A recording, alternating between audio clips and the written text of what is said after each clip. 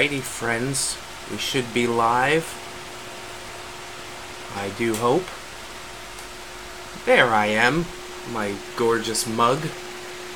Well, I'm not alone today. I might appear to be alone today, but I'm totally not alone today. We are with Patrick from, he's the developer of Vulture. What is the name? One more time? Of the Cubic Timeline. It's Cubic Timeline Productions. Nailed it! I'm just a little bit nervous, if you could tell. Never done an interview stream before, but hopefully it's just going to be laid back. We're going to just have fun, like the Dayton do, and hopefully it'll be enlightening and enjoyable for some people out there. So, right now I'm just setting up links, spamming Twitter, stuff like that, which is about how I like to do it. And there's my link. Wonderful.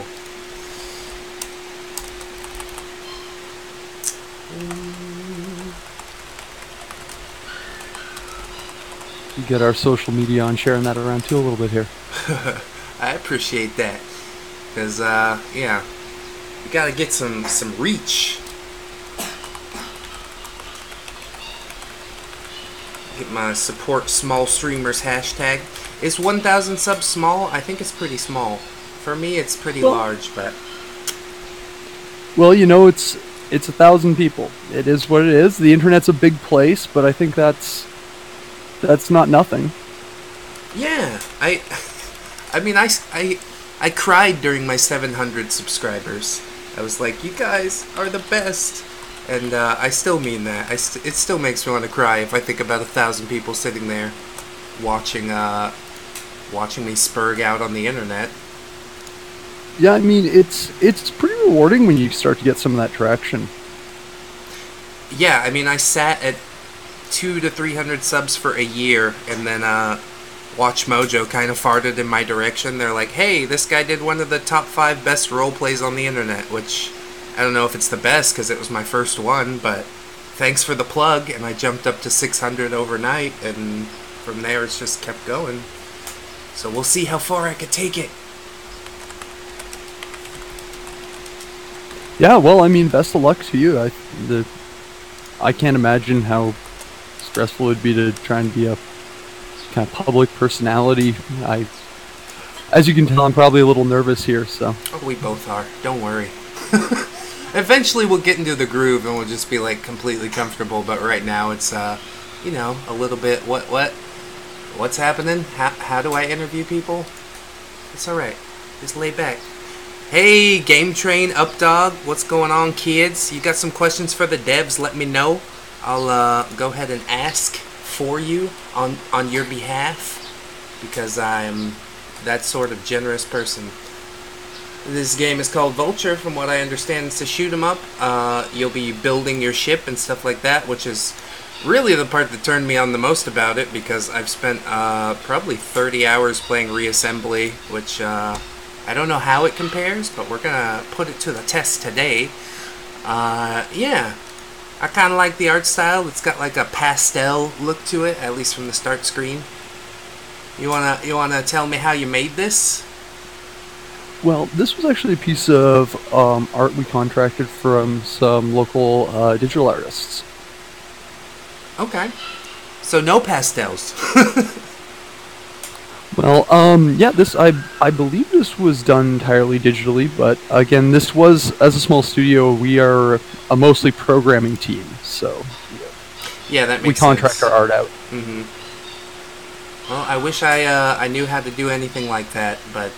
Unfortunately, yeah, I'm just the Dayton does. Even all my channel art is made by somebody else. So we'll start it up here. Thank you for coming up, dog. So cool to have one of the designers here. I know, I'm really stoked for it too, dude. It's kind of a surreal experience, and I thought it would definitely be something interesting, and perhaps even enlightening for the people who watch my stream. So I appreciate you stopping by. Hopefully it's going to be enjoyable for you. I'll enter my game name, which of course is Dayton because I'm not very clever. And there we go. Greetings and salutations, new person. I'm Shauna, but you can call me Captain Shauna. Oh, how official of you. I do a little bit of everything around here, so I'll try to give you advice or annoy you or whatever I deem it necessary. Yep, maybe annoyed. I don't know. Would you like me to show you how things work? Yes, please. So here's the hangar where I can store drones, and I have 3 drones at a time, 1 per hangar. And a drone is my ship, I presume. Click the level select button. Okay, look at my little ship. It's only got like a few parts on it, but that's okay. He's gonna grow. Don't you worry. Updog said to ask if there's any space zebras, because last week we were playing Party Hard. The zebra was a big hit. You're like supposed to design a party, and I put a zebra in the room, and everybody wanted zebras in every room, so that's what we did. I don't think there are any zebras. Well, you can make a zebra ship. That's probably what we're going to try and end up doing. Because updogs love zebras. Updogs love zebras. Yeah. I'll just pluralize your name. That's fine. Select the first level and take off. Okay. First level, Alpha Sector. Sparsely populated. Okay. I think we'll be safe. It's probably going to go just fine. So would you recommend mouse or keyboard controls? Well, the in-game sections accept keyboard and joypad input, and the menu sections are primarily mouse and keyboard. Okay. I can live with that. Arrow keys, fire weapons using left control. Okay, I can handle that. There's my weapon. Enemy drones are made from the same type of blocks as yours. Enemies are destroyed when they take enough damage. Power and CPU blocks are volatile and may explode. Okay, so that's kind of like reassembly. This is like Tyrion. I remember playing this on Windows 95, man. That's pretty sweet.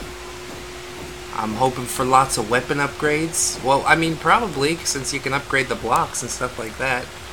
I don't mean to ramble. Enemy bosses are large command drones that have lots of hull blocks. You can try blowing off a piece. I'll take a piece of that off. Yeah, boy. I'm so scared to try and kill something. Okay, I lost my left wing there. That's not good. I'm trying really hard to shoot that thing. I want to win a piece. I want to win a block. Hey! There. Should I go get that? Oh, no, it fell to the earth. But I completed the mission. I guess I just had to kill one thing. Dang. So what do you do in this game? Basically, I think you're looking at it. Blow up a ship, gain some blocks from the ship, return to the hangar, add said blocks to your ship. Select your drone. You have 3 hangars to keep drones in. If you want to modify a drone, click the edit button on that particular hangar. Click the edit button on your first hangar now. It is very much a shoot 'em up. Yeah, that's right. And you get to design your ships in it. It's kind of the core idea. Yeah, I mean, that's the part that attracted me the most, is like building your own ship. You can sit down and you can make an awesome shoot 'em up, but adding on to that idea is really what attracted me to this game. Made me say, yeah, I'm gonna stream that. That's what I'm gonna stream tomorrow.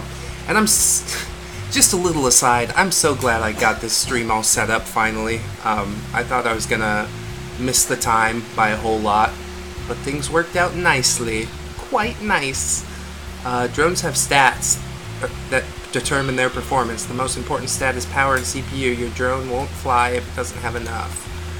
Hull blocks come in 2 types, wings and hulls. These are the blocks used to build the structure of your drone. Wing blocks can't have systems placed on them. Instead, they increase maneuverability. All systems, weapons, engines must be placed on hull blocks. Okay. Drones are designed on the construction grid. Your grid is limited to 8 by 8 when you begin. As you complete levels, your available grid space will increase. A block must be connected to at least 1 other block in order to be considered part of the drone's. Blocks that are not connected will just fall off. That'd be funny. When a hull or wing block is placed on the grid, its facing is shown with a green dot. Any systems, weapons, or decorations placed on a hull or wing will auto-align to face the same direction. Broadside emitter can fire left or right of its direction of fire with a white dot in the center of the square. Turn off these indicators using a panel. I need the indicators. Please give me all the indicators. There's a color palette in the top right of the screen. You can use this to paint hole in wing blocks. Oh yeah, that's what I want. 4 preset colors, but you can always make your own. I will. Don't you worry. There are many types of system blocks. Power cores and computers provide power and CPU needed for weapons and other systems to function. Shield blocks will give the drone extra protection until they are depleted. We're gonna get some shield blocks. I'm gonna need that. Engine blocks determine the top speed of your drone, so be sure to include at least one. And there are fitting blocks. The fitting blocks must be placed on the hull block before a weapon or piece of equipment can be placed there. Fitting blocks have power and CPU requirements as well, so take that into consideration. There are also equipment blocks, which include weapon, radar, collector. These blocks must be placed on the fitting block. Oh, collector, that's probably why I wasn't able to pick up that, that block piece that fell to Earth. And then you also get bombs, of course. You need bombs in the shmup because, you get a little overwhelmed at times. This is true. Didn't even think about that. Place block by selecting a block from the menu on the left side, clicking a place on the grid, and click a block or panel in the bottom left will show details about the block, such as power, cost, and weight. Okay.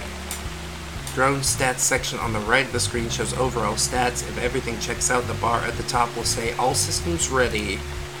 It says all systems ready now, but that's because I haven't mucked it up yet.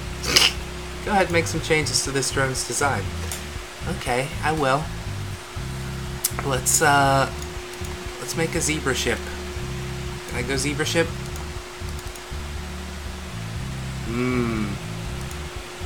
How's this? I don't think I'm doing it right. So, while I muck around with this, you should tell me, what is the, engine this is running? Unity? Yep, this runs on Unity. It's a mostly custom physics modules that we built within Unity, and then the user interface and stuff ties heavily into Unity's systems. That's pretty nice, though. It works out well. Let's see. I don't really have any components that I can stick on here. Oh, there's a wing component. There we go. Stick that on there.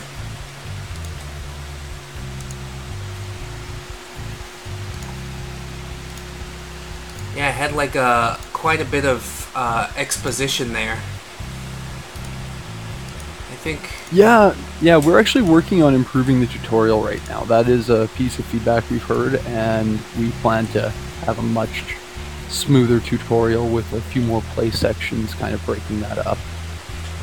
I think that would be ideal. And then you also got like, you know, learn by doing. Because Well, exactly. Got a bunch of information dumped on me, and I'm like, okay, but how do I color things? Yeah. You can also use middle mouse button to paint existing blocks. That's not in the current tutorial, but in the new one that will be covered. That's what I want. Okay. So, middle mouse. Oh, there we go. That's what I want, just a little bit. And, I'll make a black and white and zebra all over. That's gonna be so good. I'm a simple man. There we go. That's the start of the zebra ship. I hope that everyone enjoys. So what's going on in the chat here? Create the most inefficient, crazy space truck you'll ever drive. I think I need the collector to do that. I hate the fact that all your streams are late at night. Oh god. I will change the time if that's something that people need. Tell me what time it is now, and I'll push it forward a little bit. It just means getting up earlier for me, which is not my strong suit. You want me to be real honest. My wife was up late playing Killing Floor 2 last night, and I gotta be there for moral support, you understand? It seems to be the middle of the day where you are. Yes, it's the early morning, like 10 in the morning still. Perhaps the tutorial could use less talking and a few more tool tips on hanger and build menus. Yeah. That's something we covered just a little bit, but overall, I mean, for a first build, I think it's not that bad. I'll save this ship. We'll get back into a level. I want to see if I can get some more parts. I think that would be ideal.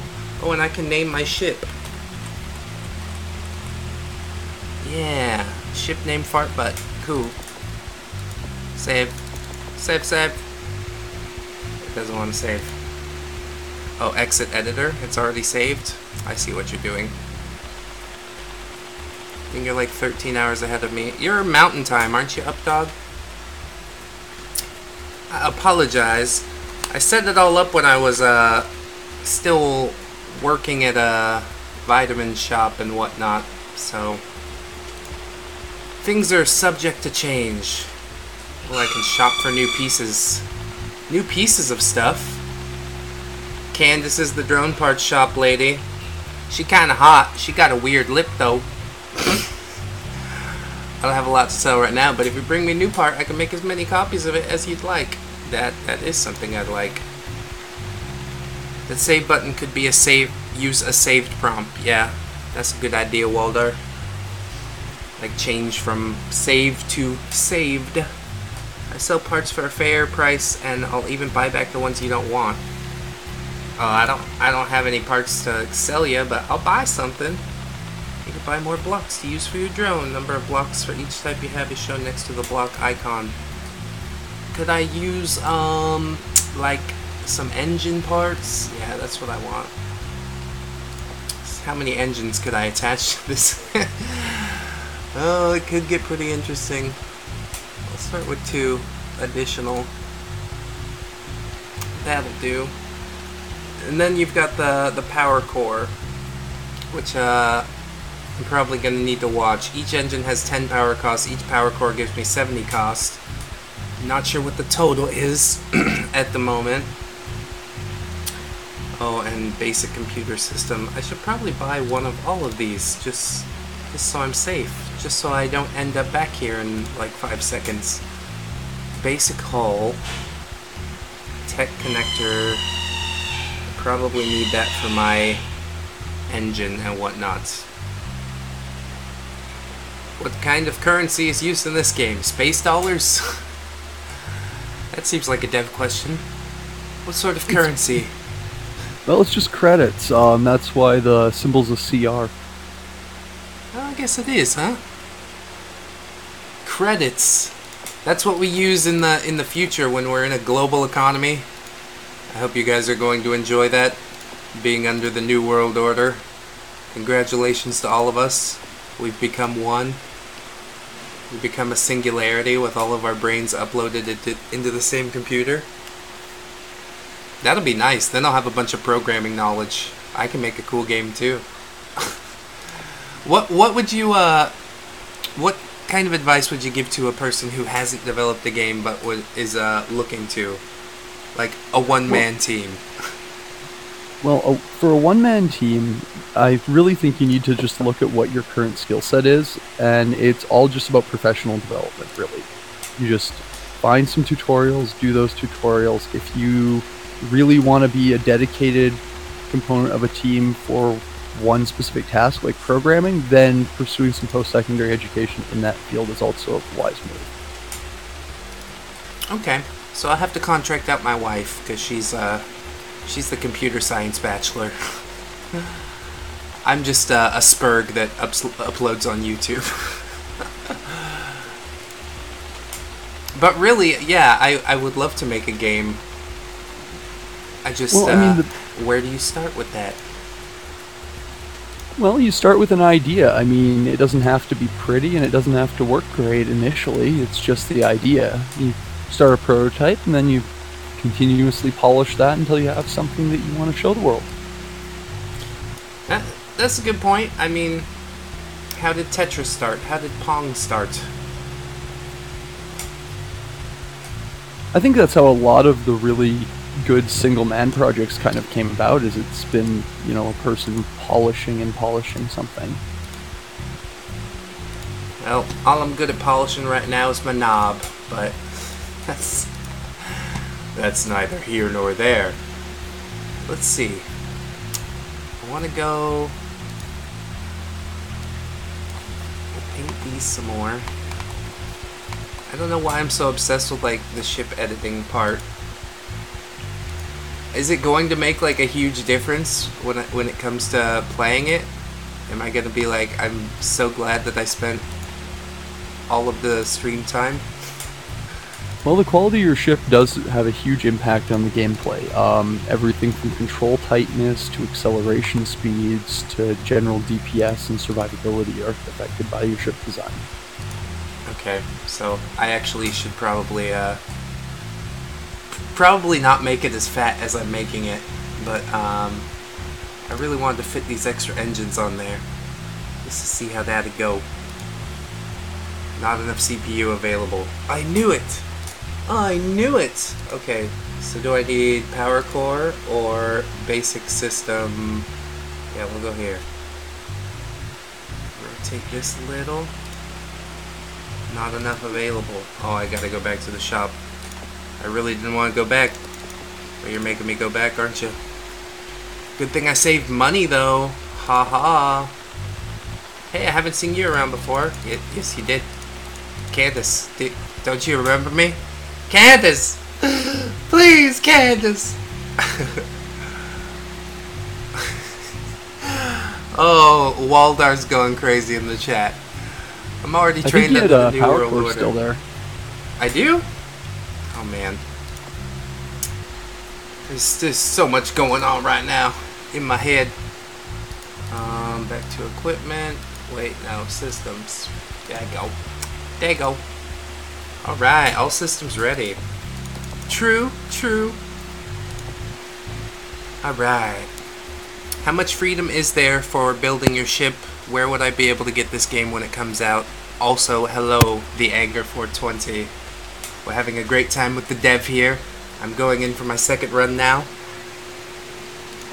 Well, the game is actually available right now on Steam. I can post a link in chat if people would like. Indeed. More than welcome to. Convenience is key. I probably should have added it to the episode description, but I was a lazy man. Cool new game, much customized. Yeah, totally. That's the thing that cranks me up the most about it, you know? I really want to see how my two new engines affect my ship as far as maneuverability and stuff like that. And then probably add some weapons and stuff. End up making a giant gunboat or something like that. TSC drones are patrolling. Okay. We gotta get the command drone. And then all the other ones are gonna die. It's like taking down the head zombie. You know what I mean? And then Waldar's question was, how much freedom is there for building your ship? You get a 64 by 64 grid? I believe the current highest grid size is 38 by 38, actually. Pretty beefy However, still. the engine itself supports up, that we've put together here with this, supports up to 128 by 128, and we do have some future content plans. Dang. Hear that, y'all? There's some secrets in the horizon. Oh god. I just wrecked my ship pretty horribly.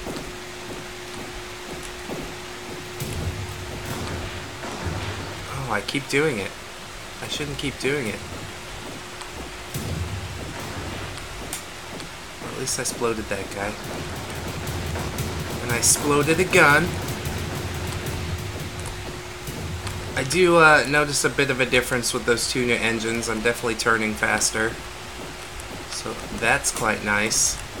But as with most shoot 'em ups, I'm sticking near the bottom of the screen. I'm gonna be a brave boy. Oh god. I died. Mission fail. Oh boy. Wow.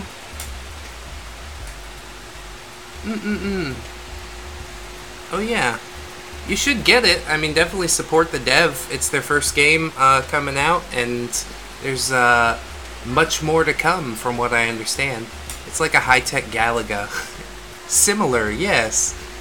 I'm gonna try that level one more time and try not to smash my face into so much stuff. We'll see how that goes. You can get extra drones by collecting the green power-ups dropped by enemies. I'll try. I make no promises of success or failure. It's probably going to be failure, though. I'll go ahead and spoil that for you right now. So, what sort of difficulties did you guys encounter in development? Because I know a lot of games get stuck in development hell for years and years. How long did it take you to come to full release with this game? Well, I mean, the whole project was on the go for about 2 years, with serious development happening for about 1.5 years. Well, that's not bad. It's a pretty good track record, eh? Well, I mean, this is our second project. Our first one didn't pan out as well. It got as far as open beta, but we simply just couldn't get past some of the problems that we'd experienced at that point with the development of that game, and decided we had to look at something else. Was it a similar type of game? No, actually, it was kind of a mashup of 4X with MMO components. It wasn't actually turn-based, it was based on time, and it was a sci-fi sort of environment. We got as far as having the open beta, but the tutorialization, explaining the game, the complexity of the mechanics, it just wasn't quite working. I mean, that seems really ambitious for a first game, isn't it? It was very ambitious, and I mean, we always joked about how we'd tell people if they came to us with that project it was too ambitious, and still tried it, so. Well, I mean, can't fault you for that. It seems like a brave thing. I mean, even just being told the genre, I'd be like, I don't know, but hell, what do I know anyways? So do you think you guys might come back to something like that? If this game finds success and you guys have a little more money, experience, etc.? Well, I don't think we will be looking back at that project in the near future, although we have kept all the technology and things associated with that, and it is something we have considered, is if we could revisit that or how that would look. It would be interesting. A bit of a different direction, but I think a lot of studios do vastly different stuff. I mean, at least the ones that wanna grow and improve, you know. Some people release the same game 100 times, but we're not gonna talk about Call of Duty here. Yeah, we don't really want to be kind of put in that box of having created all of the same sort of games necessarily, although of course, you know, we're not opposed to the idea of sequels or additional content and things for existing properties either. Oh, definitely. I mean, I think expanding on a game is different from just releasing the same type of game.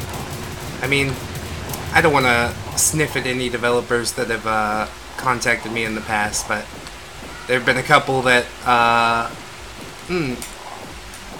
got basically the same game twice, you know what I mean?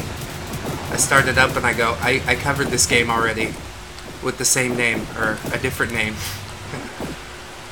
Damn, I failed you the know about mission that again. happening a fair bit.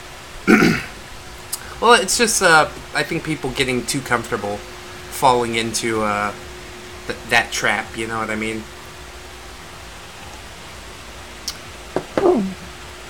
I think that some people do it right too. I mean, there's been examples where someone will release a very kind of derivative product of one they've already released, but they'll provide it to all their previous customers for free and things. And I think there are ways you can do that and still be a consumer-friendly company, but That's a very good point.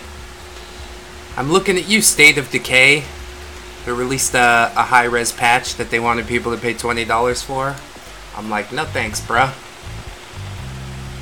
A new part? Great. Cool. Hell yeah. I got that. And I got so much money. So I guess that's how I'm supposed to get through things a little better, is adding more parts to my ship and making it more powerful in that in that fashion. Let's see. Let me get some more holes. I got a lot of money now. What should I be buying, y'all?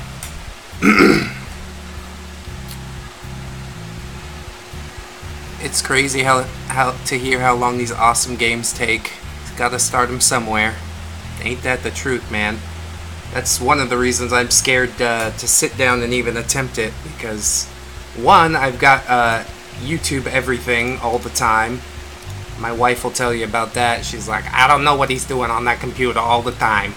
Well, I upload every day, so it's just part of it. But yeah, 2 years is quite a large investment of time, especially for a group of people. But I really hope that this game will sprout and seed and flower, and people will see it for the glory that it is. I did see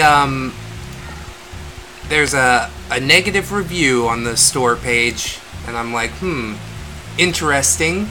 But then sitting down and actually playing the game, I don't really know if that's so founded. I don't think the person gave it enough time. I think they sat down and go, oh, the controls are sluggish, bye. And it's like, well, add some wings, add some engines, see what happens. You know? Well, in all fairness, we did, like I said, release a patch today, and that did improve some of the controls and maneuverability components. Well, then my timing is indeed quite good. Scavenged apart from the tangos. Alright. That I did. Okay. So I need some more hole blocks. Yes. Where am I going to put these?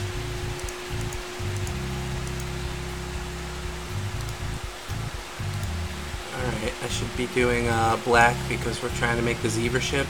Oh no, white's good because then you get like the stripies. Okay. Zebra ship, zebra ship. You're gonna be so awesome. And then I want to make it like a little thinner up top because you know zebras are like streamlines for leaping through the jungles all nimbly bimbly. I got an extra whole piece, but I don't really need that. I don't need none of that. What you think I need that for? Oh, maybe I do. Maybe I had a plan that I didn't realize I had. Oh, this ship is growing considerably. So yeah, playing through the level maybe 2 or 3 times netted me 20,000, which seems like a really good amount of money for the amount of time invested. So once I stop derping around and beat that level, I'm sure I'll get a bigger grid and can expand my ship even further, if this is what I am to understand. Yep, that's correct. So that'll be nice. Where this is supposed to be white. I'm really trying to go with the zebra theme.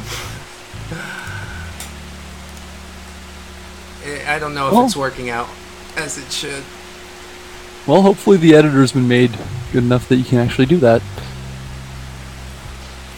It's looking pretty nice. I mean, I'm no artist, but I'll definitely try my best to give the people what they want. You want zebras? I got zebras for you, bro. Or rather, your channel mascot? I mean, that would be nice. Right now it's basically a rat mask from Hotline Miami, but Hotline Miami's been come and gone forever, so perhaps it is about time to officiate something else. It could be pretty cool. I don't know. I got some engines. I'll add some engines on here. Sweet. I got some new weapons as well. Look at this. So I'm gonna get like a little 5 spread going. Oh, I need the mounter hole things with the circles on them. Okay, so I gotta buy some more of those. That's alright. That's just fine. We added some more engines. I'm gonna be going way faster. Look at that! My ship is looking pretty cool. It's almost like a zebra if you squint your eyes a little bit and use your imagination a lot. Oh man. Needs more stripes. I'm gonna get fatter. I'm gonna get stripier. Just give me a minute, y'all. Dang. Paying for patches ever. I'll stab someone if I have to pay for patches. I mean, I don't know. Some people, you know, if a company gets large enough, I fear that that's the direction that they go. But not all companies are like that, you know. It's just the bad ones that get most of the attention regarding stuff like that. They get large and then they get bad, quote unquote bad. I mean, I'm sure they don't think they're evil, you know. EA doesn't go, hey, we're gonna buy this company and destroy it. We're gonna get rid of Maxis. I miss Maxis so much. Oh, but EA ate them. My goodness. That's so sad. Would you ever consider that? If somebody came to you, this game was a major success, and EA said, I'm gonna give you guys $10 million if you just sell us the majority of your company, and let us be in control. Well, I mean, realistically, one of the reasons you want to be in the indie scene is because you want to have that freedom to kind of create and just come up with the things that you want to build. A lot of the time, that's really where we're coming from, is we say, you know, what's fun, what do we want to play, and that's where the focus is. And I don't think that the corporate world has as much freedom there. So, I mean, that would be something I'd definitely be very hesitant about. But it's $10 million. You gotta consider that too.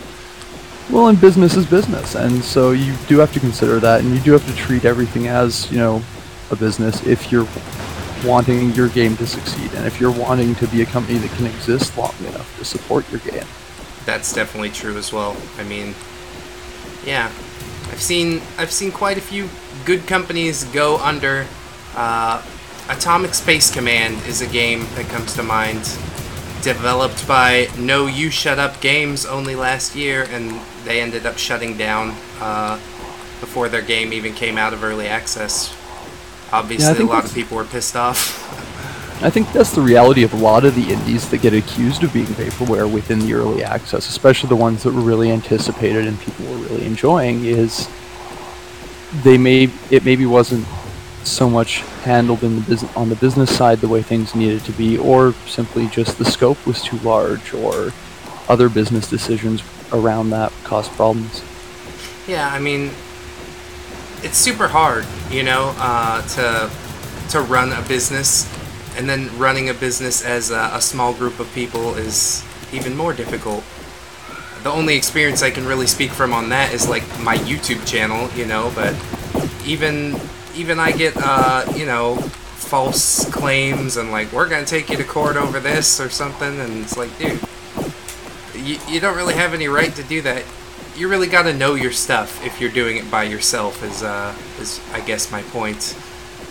Yeah, and you know, we've had help along the way. People have been great to us. We've had a lot of support from, you know, the academic institutions locally and all that, so that's definitely been a lot of the business side helping us. As we are, well, I was a student up until recently, and one of the other co-founders is also a student currently. What were you studying, and where? I was studying computer science at the University of Lethbridge.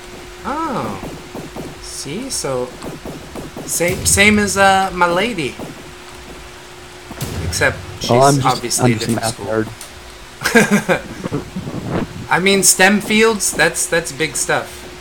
We need definitely more STEM people than YouTube spurgs if we want the world to succeed. So, thank you for doing your part. I'll continue to not do mine, so you'll be more highly valued. See, that's how that works. I'm just one of the lucky people who gets to do what he loves. Well, as long as you enjoy it, I mean, I think that's the most important part, you know? It's, some people do go into STEM field and they're like, every day's miserable, which, yeah. point of life is to find something that you enjoy and do it forever. Make money off of it. Yeah, I think that's probably pretty true. So, how many people are in your team, precisely? Well, our team is a 3-person team, 3 founders of the company, and then we do additional contracting. We've contracted some music work and some of the artwork and things. Well, I see a lot of music composers that are looking for work and stuff like that. I don't know, I'm in a few like indie Facebook groups mostly to keep tabs on what's coming out and what's hot. How did you guys decide on a composer? You found somebody whose work you liked, or how did that work out? Well, to be honest, we approached someone we had been in a game jam with. Oh, that's convenient. Yeah, I mean, game jams are a great opportunity for networking within the indie scene as well as just for practice. I mean, it's a good way to kind of simulate the sort of crunch and stuff that can realistically happen despite everyone's best efforts. Yeah, that's definitely true. I mean, I love playing the game jam games, but I don't really know the pain that goes into it sometimes, which I'm sure happens more often than not, honestly. Well, it's one of those things, the more you do, the easier it is. As is most things in life. This fight feels like a pain in the ass. Yeah, this is a brutal first boss. It is, kind of. I didn't realize it was a boss until about 30 seconds in, and I'm like, oh, he's not going away. Okay. There we go. I nailed him. Look at that. I ate the side. Got him. Well, we wanted him to give you an idea of some of the stuff you can work towards building. I mean, he's definitely a gunship, which is what I talked about building earlier. Really nice, really nice. Okay, so now I get the next level. Oh, look how many credits I got. Oh, my goodness. Hey, y'all, I got some credits. Hey, y'all. Oh, wait. Not level select. I got too excited. I like seeing the numbers go up. That's why I do YouTube too. See my numbers go up. Let's buy some parts. I need... What do I need to attach these plasma repeaters? Basic fittings? Gives capacitor, but takes CPU. You know what? I'm gonna buy some of these. I don't really know what they're gonna do yet, but I'm gonna buy some. It's probably too many. How many do I need? 4? I'll do 4. That's fine. Win. Finally win. Yes. And now I soak in my reward. Fantastic. Not so much brutal as in annoying to hit because the shots are too slow. I mean, I didn't get blown up instantly, which I think is a testament. For the first boss, you're just like, okay, get through all of this stuff. I spent most of the level dodging away from enemies. I think I killed probably like maybe 20% of the enemies that came onto the screen, so staying alive is a big part of this game. Although, if you want to find the new parts and stuff, you do need to blow up enemies. Which is why I'm trying to install more weapons onto the ship. Oh, look at this Halloween item. Haunted foliage. Yeah, we're doing a sale right now as part of the Halloween promotion. Nice. So, I think, who bought it? Updog. Updog! I hope you didn't leave, Updog. Are you still there, buddy? Don't leave me. And then I got Nico the Legend watching us on Twitch. Hi, Nico. I don't know if you can hear us or if you're at work, but that wave was for you. Whether you can hear me or not. Alright, so let's edit this ship. See if I can do something. I'm gonna put this Halloween foliage. Look at that, right in the middle. It's kind of... It's gonna ruin my zebra stripes or something. That's fine. It's fine, everything's cool. Oh, I need more CPU. That's why.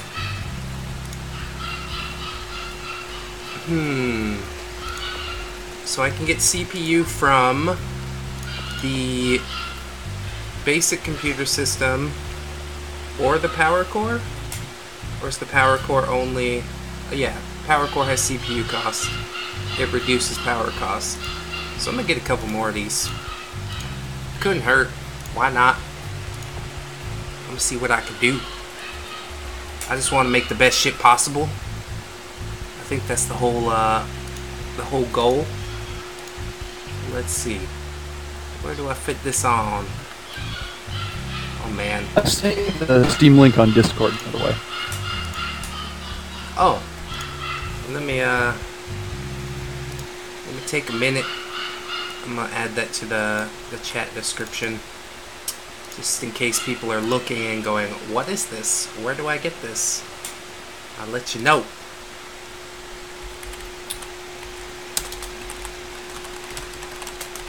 Check out Vulture on Steam. Link here. So now if anybody wants to refresh, they shall soon see that I have my my link. Or rather, the Steam link. It's not my link. I would not be so presumptuous. Alright, so I've added some basic fittings. I think I should be able to fit on my guns now. Oh, look at all them guns! Bruv, you got a license for that gun. You got a license for that knife, bruv. Alright, so maybe one more fitting because I have one more gun. I'm gonna be so sad to get rid of the Halloween block. Well, it's a whole block. It's fine. It just was so pretty. Look at how many guns I have. So now my ship is moving faster because I got a shit ton of engines. I got lots of guns. I should probably spread them out a little bit more, but I think I need to get new levels unlocked, and then this grid will expand and I can play with it like that. So okay, save that ship. We gonna try it out. Tell you what, Bo.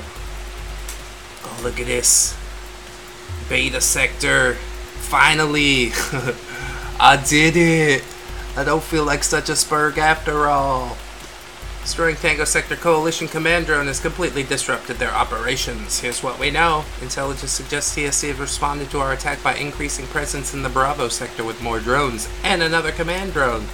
They plan to occupy the area to stop us from being able to send supplies. We need to root them out and push them back into the sea. Expect heavy resistance and new threats. Keep your wits about you on this one, Private. Dismissed. Why am I only a private?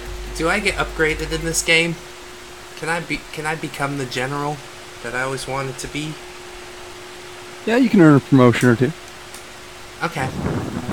I just know from my time in the Navy, I was a seaman recruit, a seaman apprentice, and then a seaman, and I never made it to petty officer. But even if I did, only officers got to fly planes around. Then again, maybe this is some sort of future where everybody's like part plane or something like that. Dang, look at all that. I definitely want to spread my myself out a little bit. But holy crap, I am burning stuff up. I need to be a little bit more careful though. Oh yeah.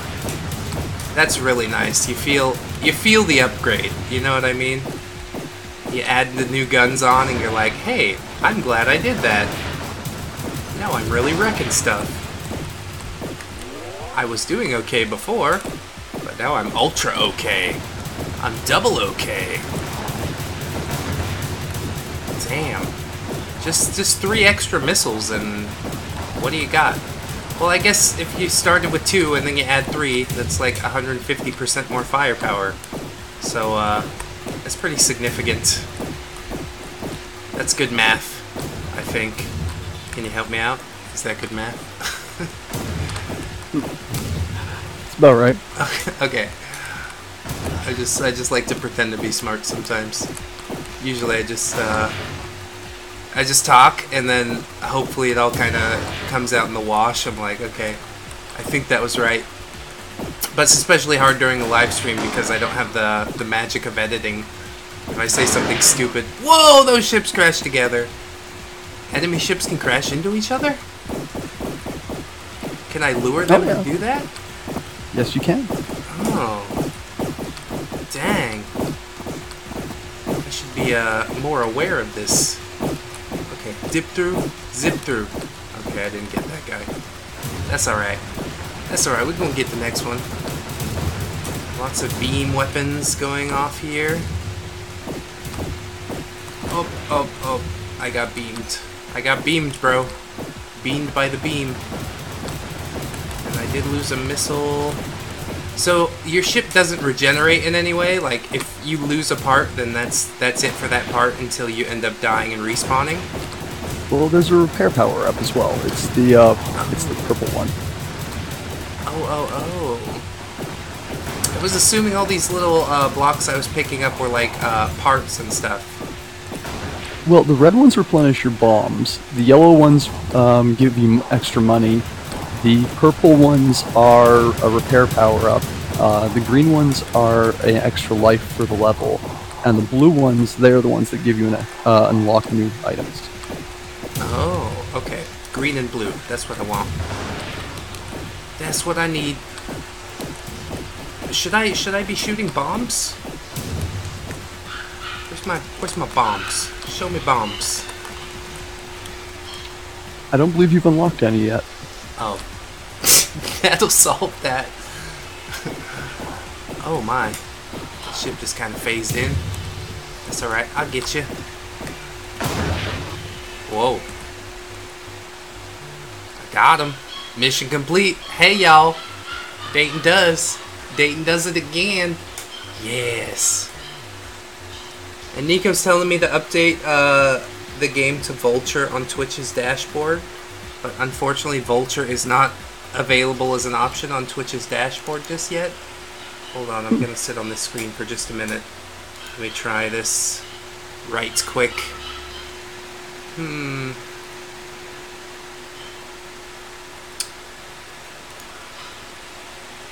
Maybe it's Restream's fault. I'll blame Restream.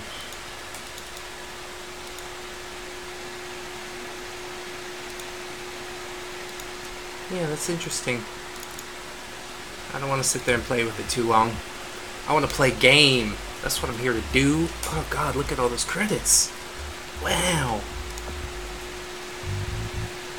I mean, I could go to like Empty Hangar and see what I could do with some additional parts. Maybe that's why I have so much money. So much money because I'm supposed to be I'm not supposed to be doing anything. It's a pretty open-ended game. But I'm being encouraged, you see, to get some new parts. Get some new parts and make a life for myself. Detailed fin. I want some of these. I like the large wings. I assume that's a little better, maybe. Oh yeah, I got so much money to spend. Don't worry about me, kids. I'm gonna get a couple of these. How many engines we need? Like 6? That's cool. I got money. I got all this money. Oh, I got a hatch decoration. That's so nice. It is just a decoration, but maybe I get some of these. Just so I can pretend there's, you know, people ready to pop out the top. Oh, that's where the money is. It's all in the weapons. You got me. You got me. They put the weapons in last, so I wouldn't have enough. How diabolical. Alright. So, purple ship? Purple ship, anyone? That's gonna be fine. This is gonna be the, Barney the dinosaur ship. I really kind of want to make it super wide.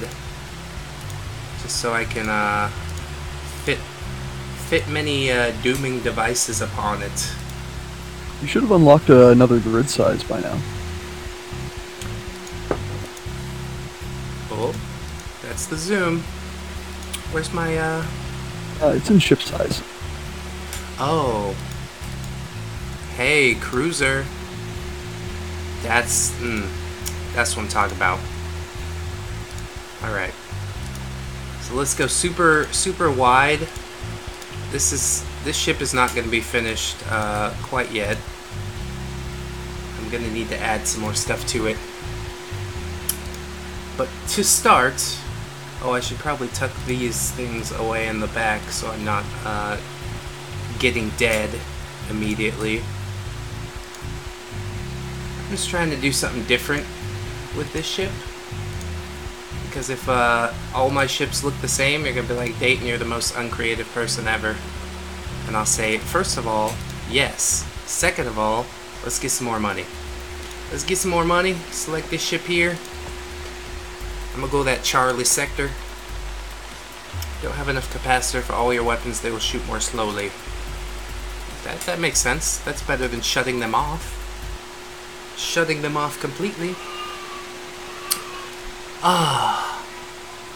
So overall, I'm pretty happy with this title.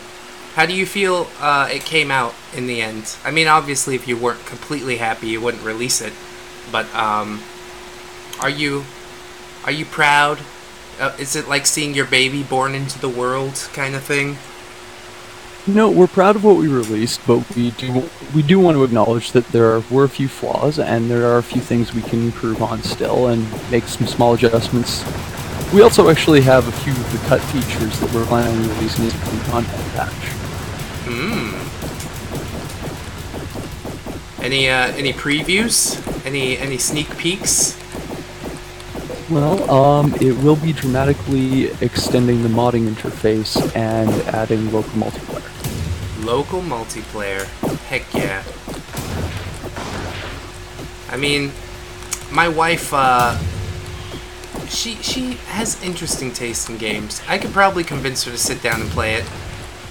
She likes games where you get into the action immediately. She's like, not the sort that will sit and build a ship. But I could sit and build a ship for her. And then be like, okay baby, time to play. We're gonna play now. Oh my god. There's so much going on. This game gets a lot more shmuppy at the third level. I'm taking quite a few hits.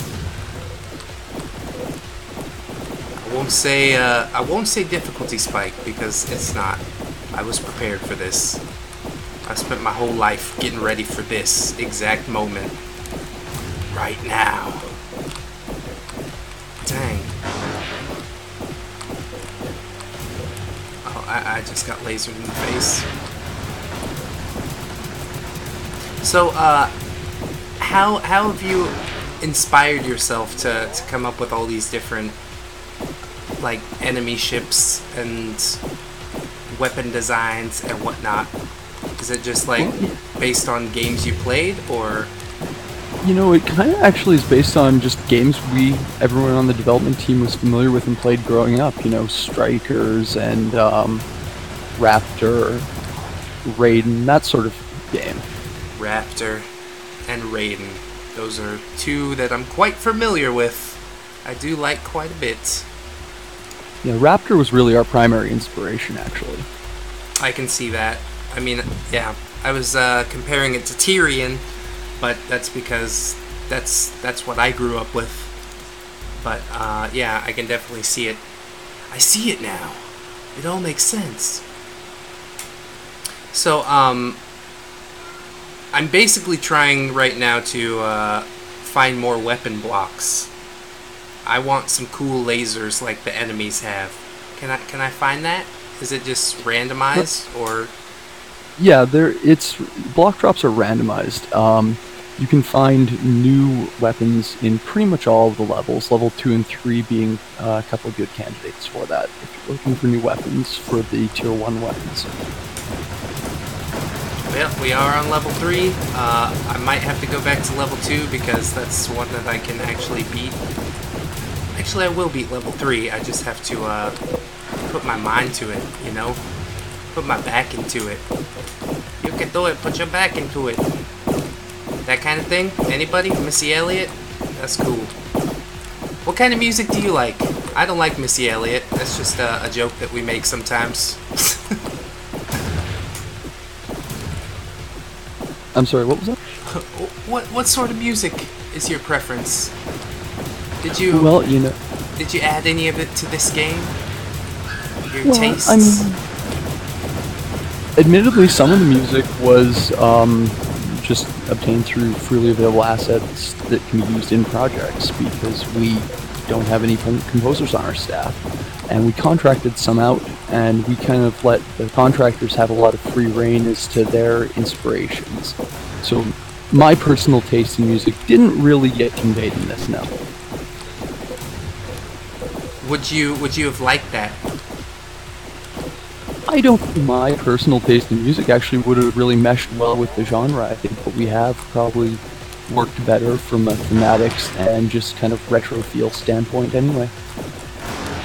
Are you a hard rocker? Are you a punk rocker? Punk rocker, actually. Yeah, dude! Alright, I'm all about it. We're friends now. That's it, that's all it took. Let's go get a beer. Wrap this up. I don't know if you guys knew. Definitely the genre. Go ahead, sorry. I don't know if you guys knew this. We're not actually in the same room. We're probably not going to go get a beer. But I totally would. I totally would. Last week I also did a stream. A dual stream. It's nice to have somebody else on the stream to take a little bit of the pressure off so I'm not having to talk the whole time. Although I do kind of end up talking the whole time just because that's what I do. A lot of the time. But it is nice to have a co-pilot, as it were. So I can ask you like weird questions.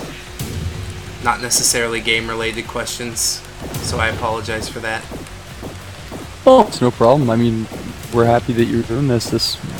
It's such a difficult process to get your name out there as just a small indie, right? Oh god, tell me about it. I mean, I don't know. The YouTube scene and the indie game scene, I think, have a lot of parallels to them. You know? I think so. It's hard to make it in either one, and there's a lot of oversaturation in both of them. And yeah, it doesn't help that there's a lot of like, oh my god, that's the boss for sure. It doesn't help that there's like a lot of asset flipping and stuff like that going on, and you know, YouTubers just pooping out content kind of stuff. And I've seen quite a few devs that just obviously don't really care what they're producing, but it all comes out in the wash, you know? If you love what you put out, then I think it's inevitably going to rise to the top, at least in some form. I think that's really important that indies care about their project. I think if you're in the indie space and you find yourself genuinely not caring about the project anymore, you might not be on the right project. Well, I think that's largely true. Oh my god! Look, a new weapon. My wish has been granted. Sorry. Get off on like a freaking tangent. I'm gonna put this flak launcher on. I wanna see what it do. I mean, I think passion is a big part of absolutely everything, you know? You can't be a success if you're not putting the work in, or putting the care in, I guess, would be what I'm trying to say. What am I trying to say? Well, I think it's easy to lose sight of just how many long nights and extra days and stuff you put in when you're trying to put something like this together, or put a YouTube channel together, or any kind of thing where you're approaching a media environment as an independent group, or even just an individual. Preach. It's yeah, quite redonkulous, but the nice thing is that people are passionate, you know. If people love what they're doing, then you don't really consider that part so much. You're just like, okay, this is what I love to do, so I'm going to keep on doing it, and yeah, hopefully it bears fruit. I mean, I know a lot of people who have been doing YouTube for just as long as I have, like 3 years, and sitting under 100 subs still, you know, and their stuff is good. I sit down and I watch it, but you know, how do you get that exposure? I think it's really easy for people in that kind of situation too to just get fed up with it. I mean, after the time they put in stuff, and I think maybe that contributes a little bit to all of these kind of projects that you never see anything come of too, is people maybe didn't know what the workload they were signing up for was. Yeah, that's super unfortunate though. I mean, we were spoiled in that way. Myself and one of the other developers, we both come from a software development background, and so we were a little more familiar with that. But I mean, I think that definitely helps. Jumping into a game and having it be a full release and a success, especially if you haven't done anything like that before, it seems like a pipe dream to me. You know what I mean? Like, how is that possible? You know, some people do it obviously, but it just seems like aiming high, in my opinion. I think it takes a quality product and it takes a little bit of luck, and I think those are the two things that it really does require. Well, you've got a quality product. I like it. Obviously some tweaks, but I mean, you guys are open to the changing of it, you know, which I think is super important.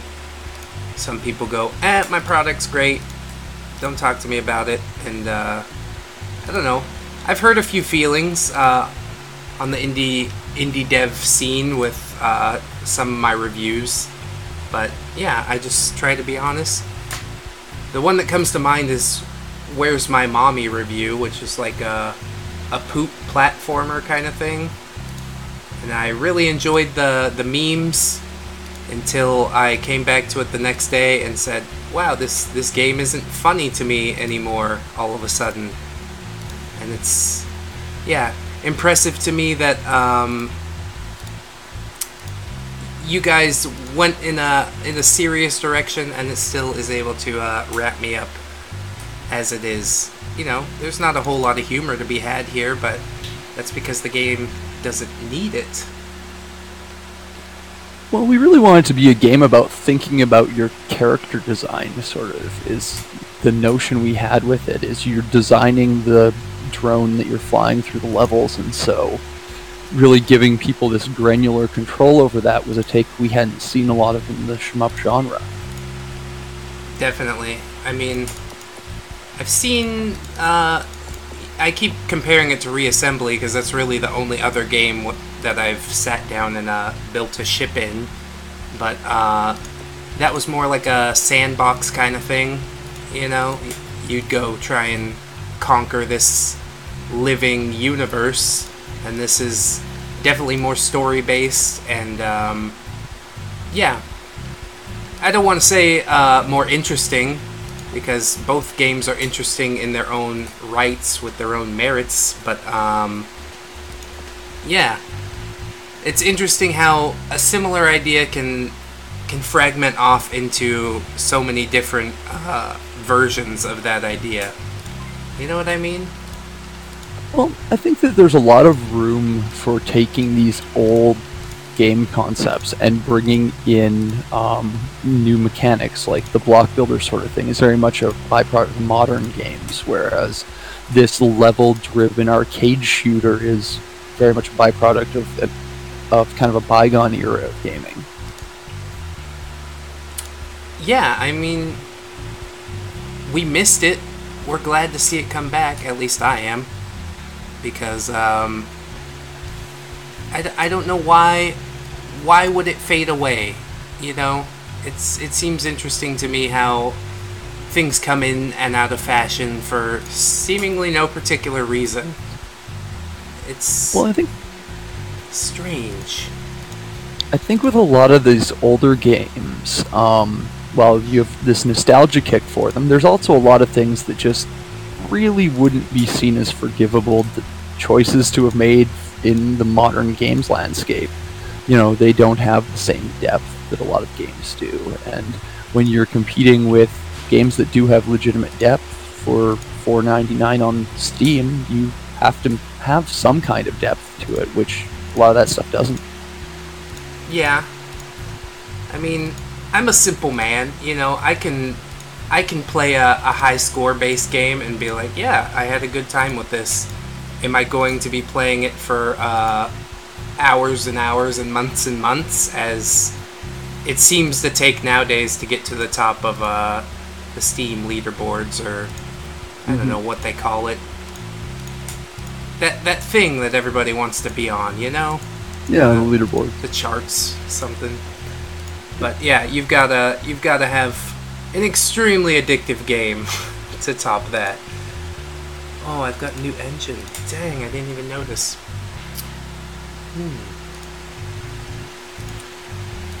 I'm just trying to get this powered up properly. All systems ready. There it is. Look at my Barney the dinosaur gunship. Alright. Let me try this thing out. It's so ridiculous. I don't know what's going on. Oh man. I guess one other thing that's worth noting about Vulture here is once you beat the 9 story levels, an endless mode gets unlocked where you actually play against other players' ship designs. Oh, snap. That's pretty cool. I like that a lot. Yeah, and you may even see your ships show up in there. It's just a kind of random feed of ship designs. So you don't have to, like, because the reassembly they had wormholes, so you'd make your fleet and then upload it all to a wormhole, but this is just grabbing the ship design as it's saved? Well, it's actually grabbing the ship design when it completes a level. Okay. So let's see if we can complete a level with Barney the dinosaur, because that would be super awesome to have this thing show up.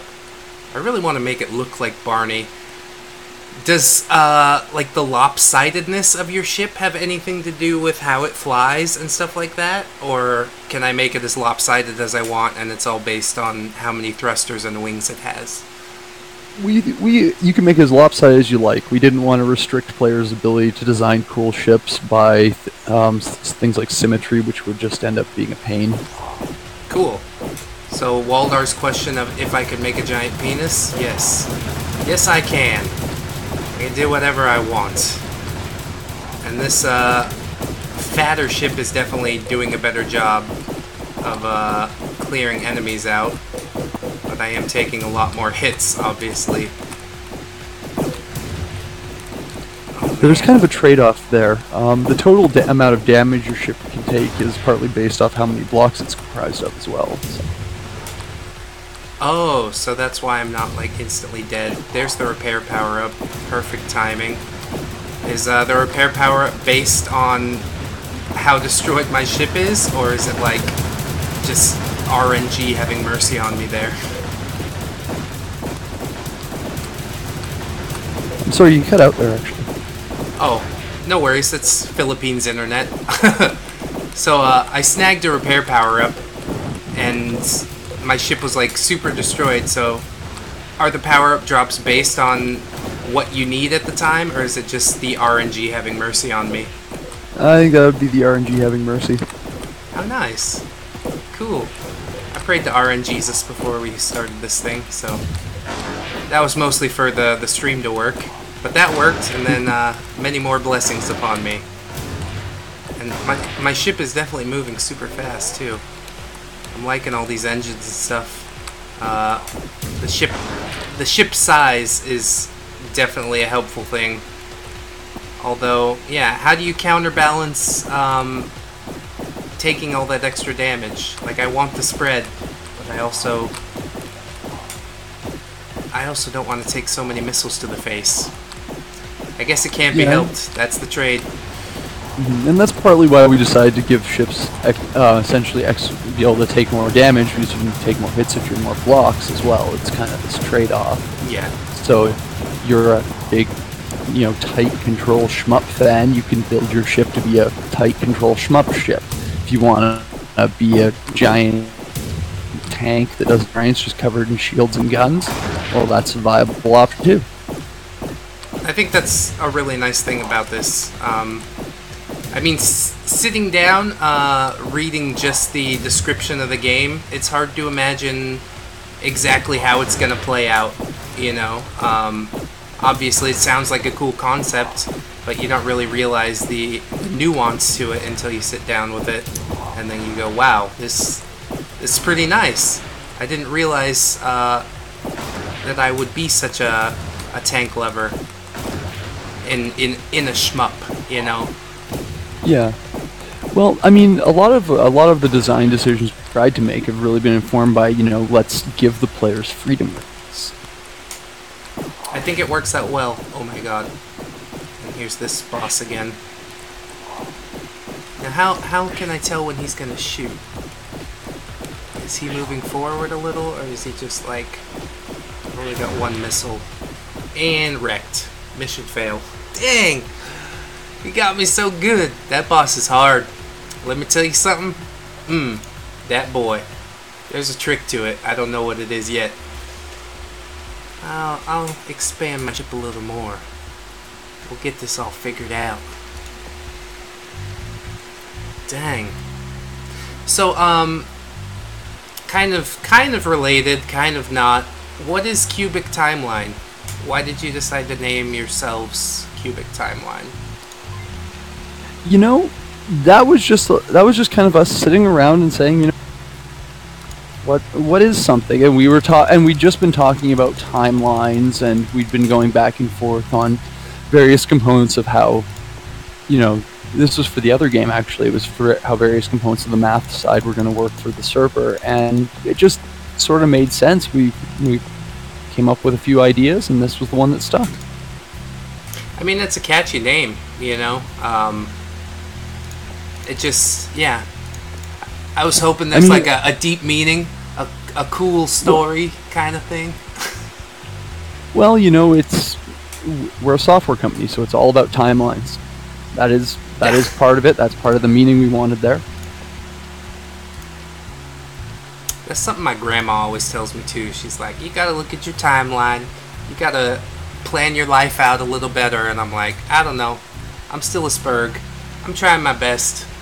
Timelines are not my strong suit, is what I'm saying. Well, if you got a launch deadline, they become pretty important pretty quick. I'm sure, yeah. I mean, there's a reason that I'm not a professional, really. I do some professional, like, one-off gigs and do pretty well because it's all I'm concentrating on kind of thing. But, not my strong suit, that's for sure. So, good for you guys for being able to do that. For focusing on timelines. Somebody has to. Well, we've got a good team, I think, and I think that's really a lot of it. Yeah, I mean, if you don't have the responsiveness thing you need, then everything's basically bound to fall apart. Oh yeah, I mean, I'm a programmer. I like to have my head down programming, and having other people, everyone contributing is really the reason we've been able to get to where we are with this. So it's been important that everyone just contributes in that fashion. So you don't have any, like, horror stories? Because those are funny. Well, I got a couple about the older project, and the launch of this one, like I said, did go a little rough. We needed to roll out some patches and fix some things. But when it comes to crunch time, everyone just put their heads down and got what needed to be done.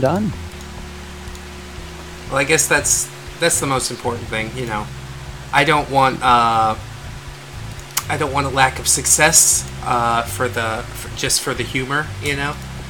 But I would like to hear some of the stories about the old project where things didn't go as planned. Well,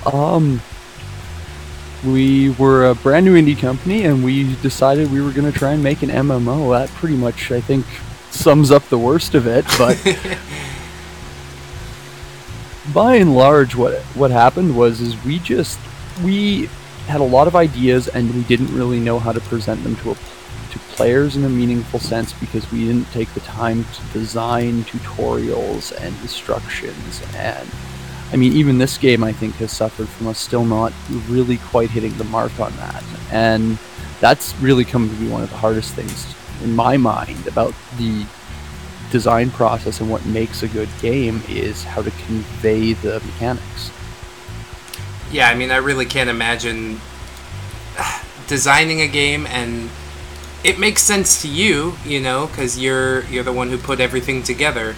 But for somebody just sitting down with it, especially since we've gotten babied as gamers, you know, to a lot of people who have grown up playing video games in the 2000s have kind of had their hands held, you know, the entire way through the game, and a lot of people expect that. I mean, I don't know. Sitting down as somebody who played in 80s and 90s and had to figure out how to play the fucking E.T. Atari game, I think I come from a different school of thought, so I'm willing to invest more time in figuring out what I'm supposed to do. But yeah, I think a lot of it is cultural, right? Well, I'm not sure if they're entirely wrong. I mean, if we've come up with better ways to do things and better ways to present information, I don't think that's really an incorrect criticism. It's something that we acknowledge and we're going to try and improve on. True enough. Let's see. Power cost. I got plenty of power. Alright, I'm gonna put all these engines on. Oh, I ran out of power. There. There. The ship is growing exponentially. And I assume the bigger the better. I mean, could you make a small ship? Because you were talking about like the tight shoot 'em up kind of thing. Could you make a small ship that can accomplish all of the things that a large ship can do? Well, I mean, it wouldn't have the same capacity to clear bullets as a large ship does, because your fire clears enemy projectiles to an extent. So that obviously has a big part to play in. If a bigger ship can tank more just because it has a wider weapon spread. Right. But a small ship being agile and being able to dodge and stuff, if that was your preferred shmup playstyle, I'm terrible at them, to be honest, so that's not really mine. Yeah, you can have a pretty viable ship. I've personally, even being not great at it, have played some of the later levels with a pretty high tier small ship and done all right, so yeah. Well, I mean, I guess that would be the hard mode, you know, if you want to give yourself a bit more of a challenge. Yeah, I mean, if you want to play a bullet hell, then just upgrade your tiny ship. Half of me wants to, but half of me doesn't want to be wrecked. I would like to complete this level.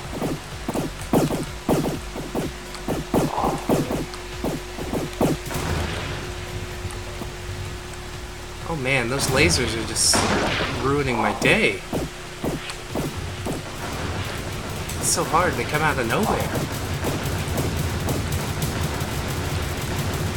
And yeah, lasers are fully negated by shield blocks, actually, though. I don't believe you've unlocked any, but this is the first level you can lock those in. Oh, so that's what I should be searching for next.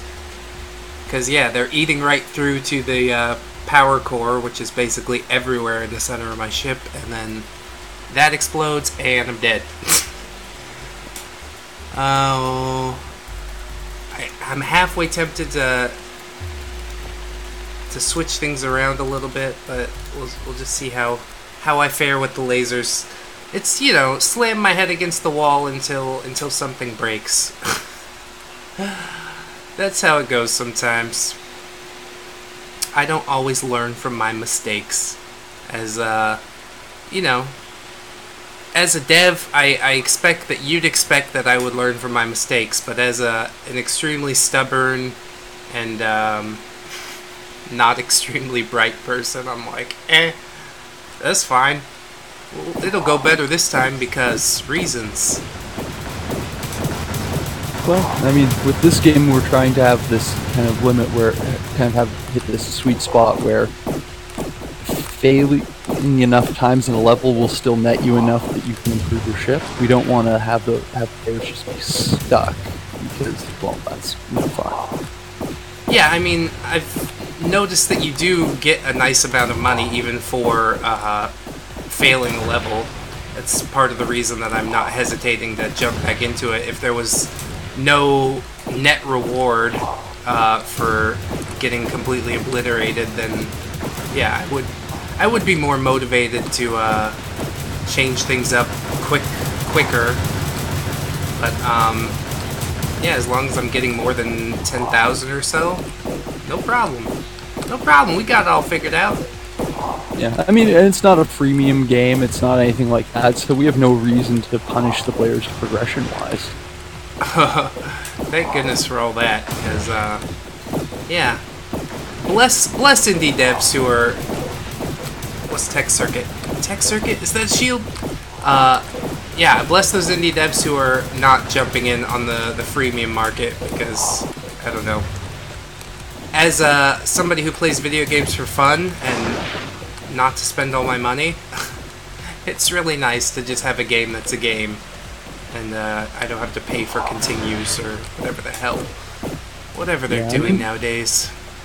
Well, everyone on our team are gamers, and we hate that too, right? So why would we do that?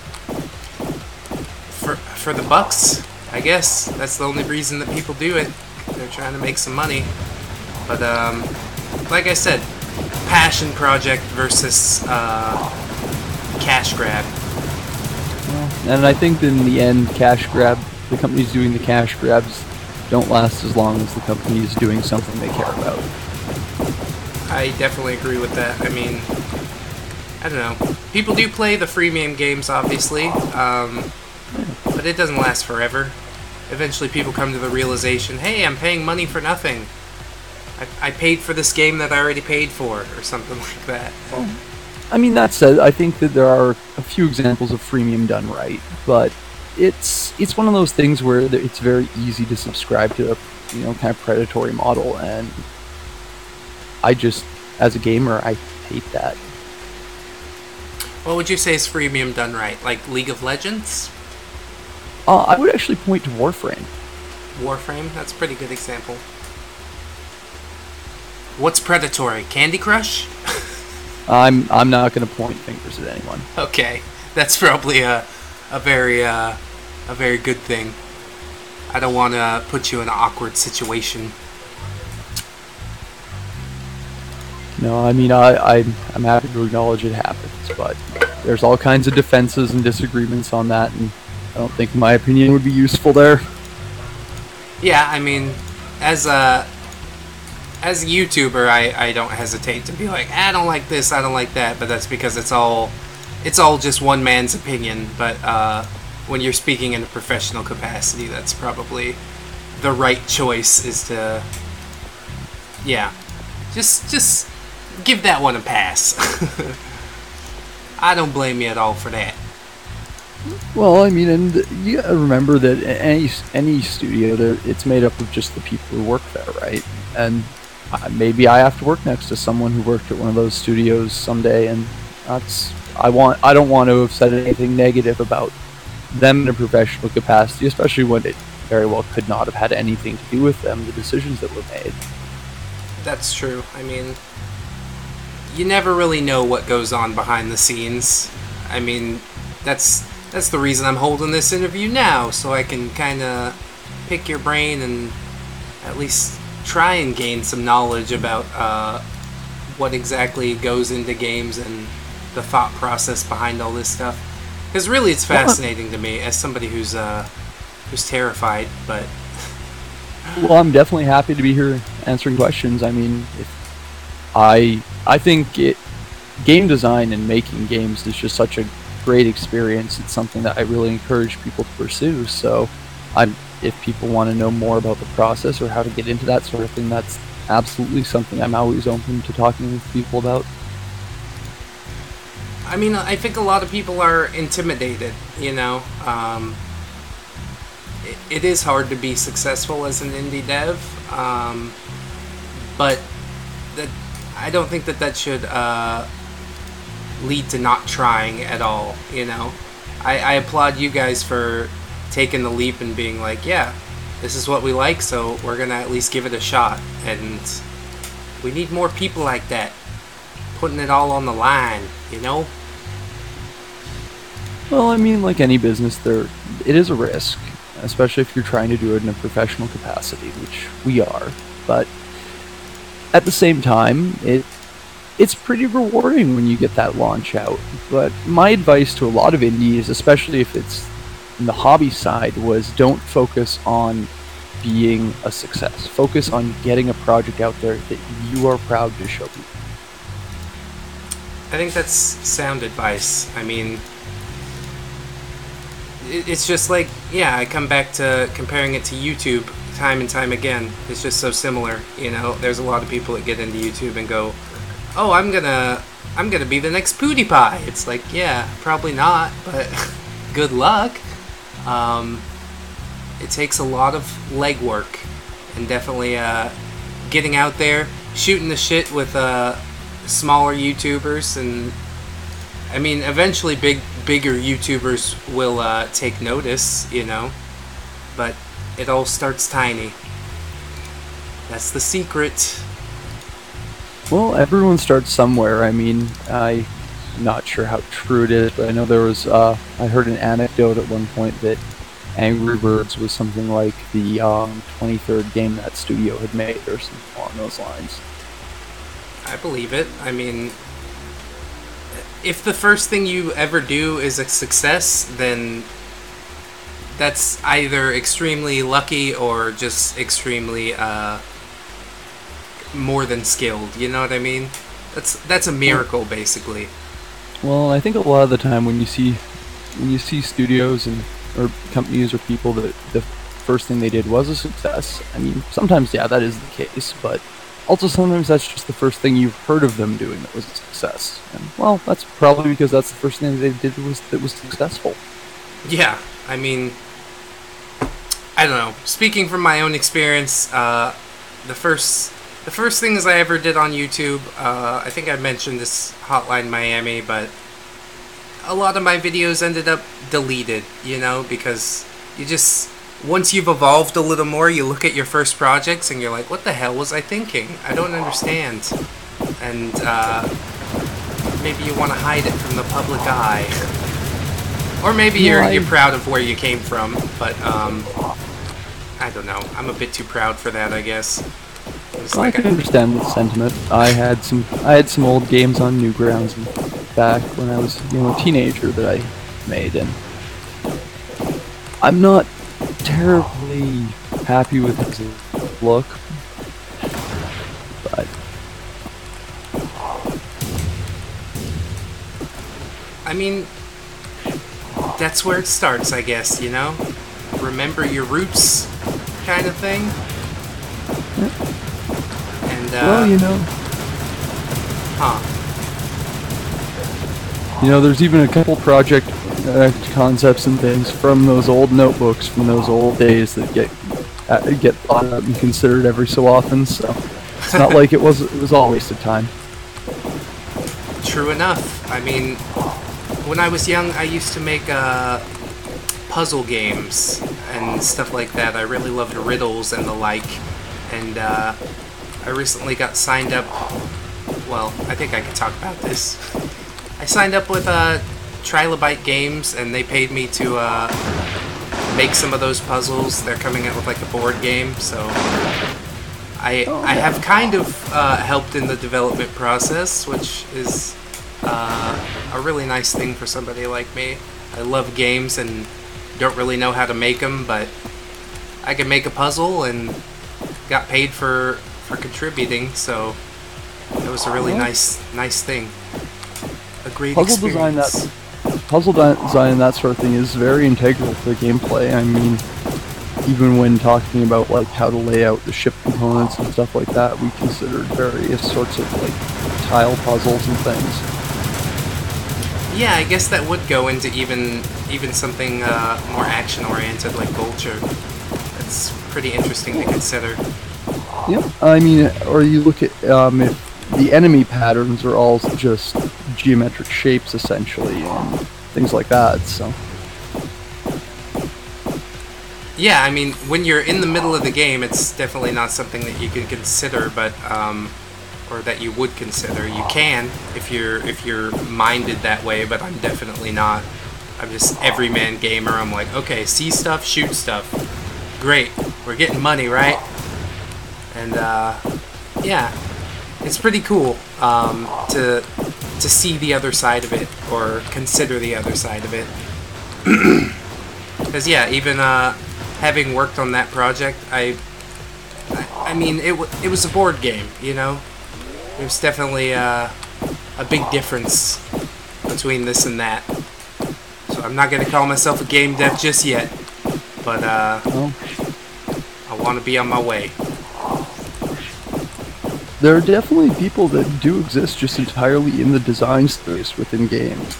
I mean, you know, with Cubic Timeline, we kind of split that up amongst the principals, and we'll bring the artists in even to talk about what their input. We'll try and bring everyone on and really have a round discussion of that. But there's definitely places where it's a tight-knit design process, too.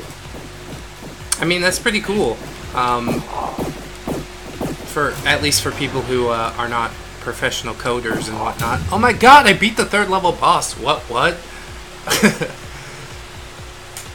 And I got my achievement, and I got an advanced computer part. Hey, y'all. Now I can put more engines on my thing, y'all. Dang, Barney the dinosaur, he's doing pretty good. He's doing pretty good. Oh, and then there's the heavy cruiser size. Look at that. How big is this grid? My goodness. 6, 12. Oh, it's not even the biggest one. They get twice as big as this. Wow. I thought I was doing such big things already. Yeah, well, I mean, that's why we give you a lot of money, though, right? Yeah, that's true. Oh, man. And now I feel like I gotta replace all my old computers with the new ones. I'll do that. Why not? Upgrades are upgrades, and I like new computers. That's what I'm all about. Oh, it's so costly. Okay. It's not that bad. I got a good amount of money from beating that boss. I still haven't found the shield block. How do you think that randomizer works? Do I just need to make a sacrifice to RNGesus, or how am I gonna find my shield block? Well, you know, there's a pretty good number of them throughout the game, so I'm surprised you haven't yet. It's just been bad luck. Well, that's how it goes sometimes for me. You know, there's a few different aesthetic versions of each of the shield blocks.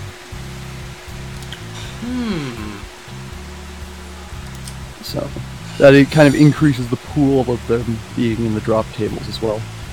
Yeah, I mean that's the helpful part. That was going to be my next question. Is like, what are the actual odds of finding one? Which I guess is pretty good. I mean, for each of the parts, I found upgraded reactor and upgraded CPU power in CPU. So I guess it's just a matter of time. We'll see if I can find it on level 4. Delta. Oh yeah. Right under our noses. Dang. Smells bad. Smells like burnt electronics. You know, that's how people get Alzheimer's disease. If your computer explodes, don't sniff it. Just walk away. Air out the room. Burnt electronic components, that's not good for your brain. Unless you're a robot. I wanted to be part robot when I was little, but now that the robot revolution is coming nearer, I'm a little freaked out by it. I'm not even good at interfacing with XSplit, making XSplit and Discord communicate with each other. How am I going to communicate with my hand when it's a robot? What? Well, I mean, brain-computer interaction hardware is getting pretty good. It's actually something we did a little bit of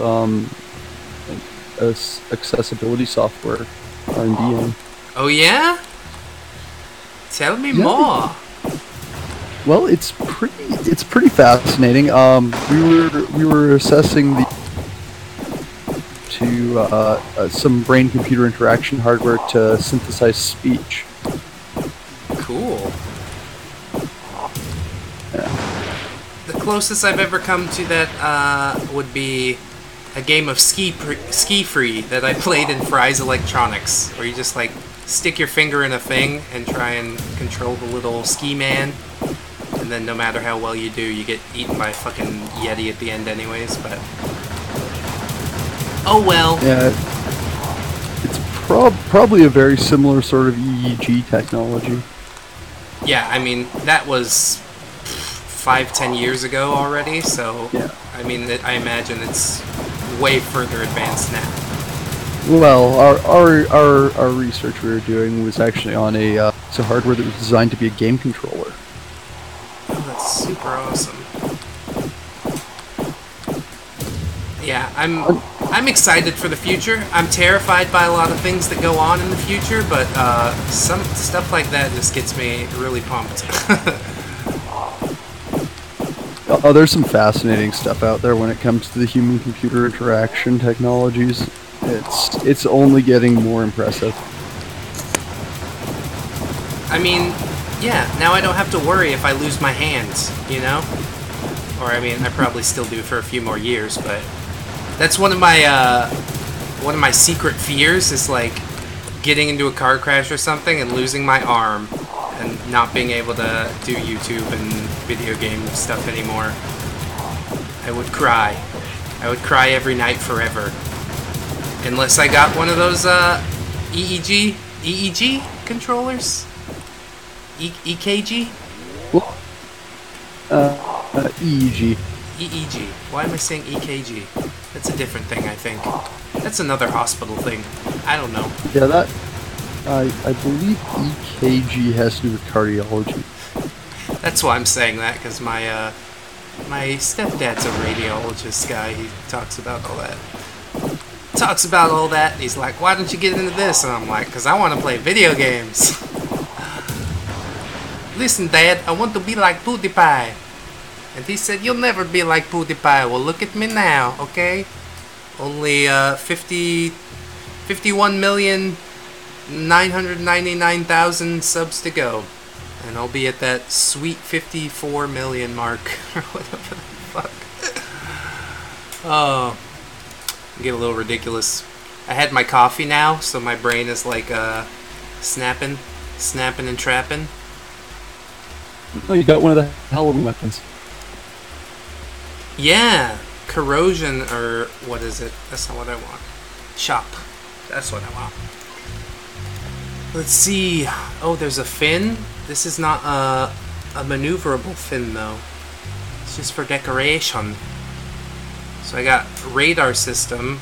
Oh. Dang. This is probably something I should be using for all 3 of my ships. Oh, and I already had the one. Now I've got 4. Oh well. Now I got beam cannons and corrosion launcher. So I got a powered laser of my own, which is something that I wished for. And then a single shot ooze launcher. Oh man. I'm gonna get like 5 of these. I get 5 of the other. And then I get rid of my plasma repeaters. And that should be nice, I think. Barney the dinosaur is gonna be shooting some acid like what was that thing in Jurassic Park? Dilophosaurus. That's right. I'm a dinosaur expert these days. Did you enjoy space games as a kid? Oh, absolutely. I'm still a huge sci-fi nerd. Awesome. I mean, you can definitely see the influence and stuff like that. But what are you specifically, like space wizards or like strictly mechanical kind of stuff? Well, I'm a lot more on the mechanical and like the harder sci-fi kind of sci-fi, Mhm. but our writer actually I think is kind of in the same more hard sci-fi as opposed to Space Wizards camp, but I would actually have to ask him. Yeah, I mean, I'm not gonna quote you on any of this stuff. You know, we're just shooting the breeze a little bit. But Oh yeah. yeah, I'm definitely the type that I lean towards space wizards, but I can appreciate all of it. You know. Don't get me wrong, I love Star Wars, but That's. I think that's exactly what we're talking about when we say space wizards, isn't it? I think so, yeah. Yep. That's a hard lore to not love, you know. I saw the most recent Disney ones, and I'm like, I don't know if I'm gonna like it. And then I walk out of the theater, and I'm just like, I love it. How could I say I wouldn't like it? Because I love it. Yeah, I have enjoyed the new movies. What would be your favorite sci-fi type series? I mean, think I'll throw everything in there. Doctor Who. Star Trek: The Next Generation, I would have to say. You ever watch Babylon? Babylon 5?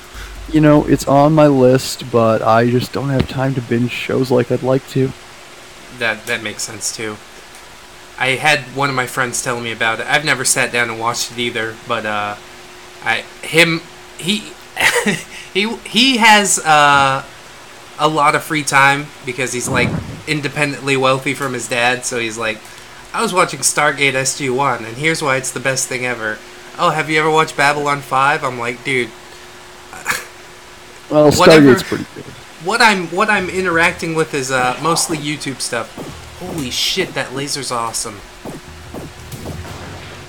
How often does that shoot? Oh, it's charging up on the bottom there. Okay. I see what's happening here. Dude, corrosion launcher? Oh. I gotta give you props. This game is just super satisfying. Like, every upgrade you get, you absolutely feel it. You're just like, oh, I am super glad I put this onto my ship. Oh, there's a shield block. Thank God. Well, and a lot of that was really always something we wanted to do with this. It's a shmup where you're building this ship up, so you want the ship to feel powerful, even if the levels maybe aren't that easy. Yeah, I mean, I'd prefer a game that's not a cakewalk, you know? Basically everything I play on the channel has to have some form of difficulty, or inevitably I end up kind of ripping it. But, yeah. I'm sure hardcore shmup players are probably like, oh, this is easy, but I mean, I'm not a hardcore shmup player, so. I mean, if I compare it to, yeah, some of the hardest shmup games that I've done, Blue Rider comes to mind. Yeah, it doesn't exactly stack up, but it is probably on the level of Astabreed, which is it's definitely a good starter, you know. And then there's also the fact that, one, you don't blow up in one hit like most shmups, so you can kind of get your bearings a little more. So I definitely recommend it to anybody who is trying to improve their shmup game, for sure. I mean, like I said, it's not meant to be those punishingly hard Toho style shmups either. It's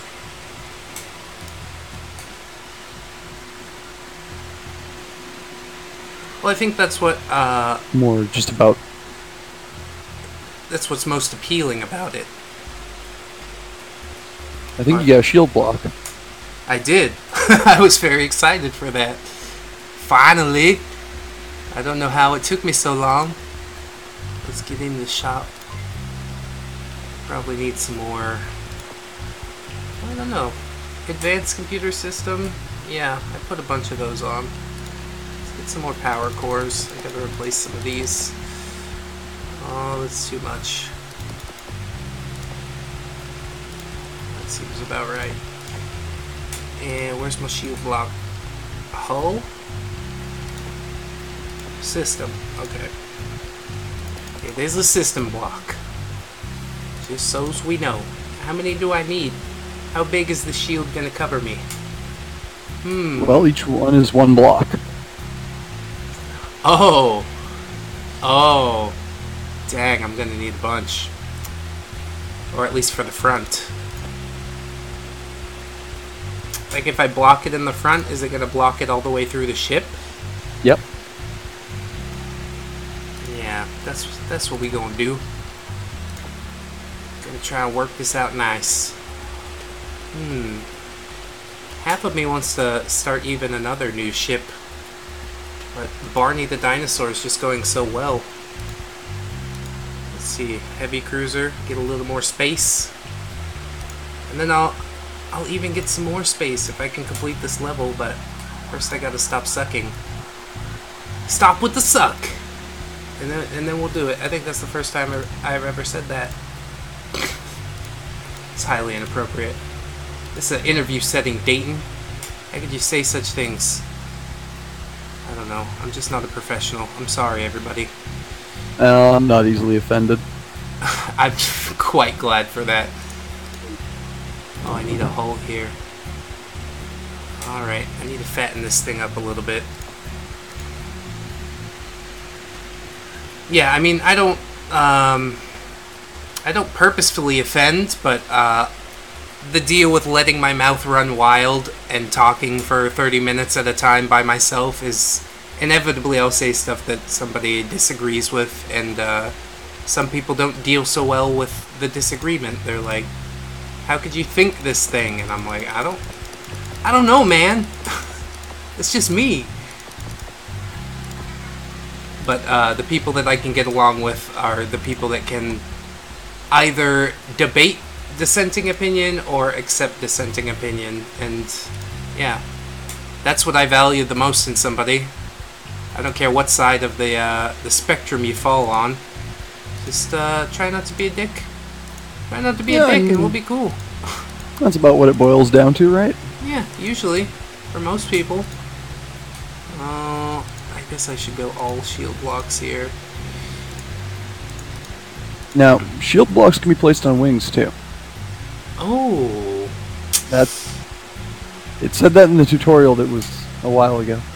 Yeah, my brain don't do.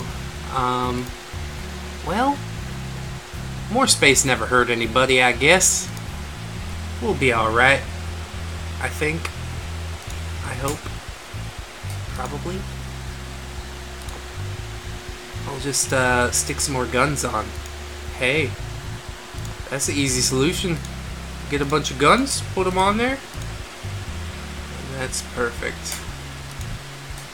Ah. Now the question is, did I get enough shield blocks? Look at that. Spiffy. Oh, how's that gonna work? I want it on the tippy tip. Okay, I guess it doesn't have to be completely symmetrical. I'll live with it.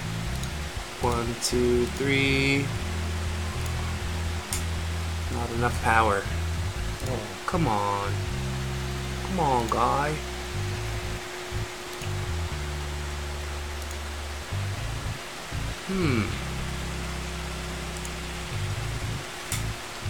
Let's rotate this. Am I not? Oh man, my OCD's kicking in. Like this left side is completely symmetrical and then the right side doesn't want to be. Why don't you want to be? Rotate. It's not moving. Mirror? It's not moving. Alright. I guess I live with it. It be what it be. It's like a jagged shuriken or something. That's what they call it, right? Hey, sorry, I had a little bit of a computer issue there. I'm back. Oh, I was just wondering to myself about how to get these blocks on the right to be aligned as the blocks on the left are. And I'm like, you'll want to flip the blocks. The underlying shields automatically align to whatever the alignment facing of the block you put them on is. So, for example, if you had a bunch of wing blocks that were all lined up to be on one angle, the shield block would match that. Since those ones haven't been flipped, they're facing the wrong way. oh, that's If you interesting. just- Okay, yeah. so I'll go back to my wings. It was kind of a tricky design decision because either way it didn't really end up being intuitive in one direction. Either you'd have to tweak the adjustment of all of your shields, or you'd have to tweak the adjustment of the hull blocks. And Okay, so is this correct now? No, because it's still on the left side. So I yeah, want- the white dot will tell you which way it's. The little white dot on it. Yeah, I'm kind of realizing There you that go. now. Okay. Let's mirror it and see. There we go. I'm with you now. See, that's so nice to have the dev here. Oh my god. Because I could have lived with it, you know, but I didn't want to. I'm so picky. Well, it helps us too, actually, because what we can get from that is we can look at it and say, what do we need to tutorialize better? Yeah, I mean, I'm overall not completely overwhelmed by things. But yeah, like I said, that's mostly because I'm the sort that's willing to sit down and sort through it. And, a lot of people I know, i.e. my wife, would just be like, I don't like this, and shut it down and, not give it another chance, which that's not nice, I Well, definitely want to get it figured out and give it a fair shake, but I'm also not the average gamer, I think. well, and I mean, there's something to be said for just not expecting your customers to have to jump over those hurdles when the other offerings in the market don't necessarily have them. So we want to really look at ways we can improve on that. Yeah. And every little bit matters, Definitely going into a game dev situation, one, I think it's really hard to step back and take an objective look at your own product, or even, the YouTube video content you make, because you're the one that made it and it all makes sense to you, but somebody looking from the outside might be like, I don't get this necessarily, which I've had a few statements like that. They're like, why did you do this? And I'm like, it made sense to me at the time. I can't really tell you why. I'm finding plenty of these blue block power-ups. That's what I really want. Give me mo. Mo. Lots more tech blocks. So I could make a pretty cool, high-tech looking ship for my third slot. I think that would be nice. Something other than just plain looking hulls. Yeah, we had a great pixel artist who did a lot of the special hull skins and stuff. I'm really happy with how that came out as far as just adding to the visual appeal of the game. I mean, even the enemy ships, everything in this game just looks and feels really, really nice, if I could be frank.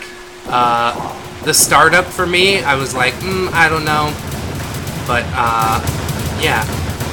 Everything's worked out in the end. My ship is feeling more powerful as I upgrade it. I definitely have the maneuverability that I want, along with the giant gunship weapon spread.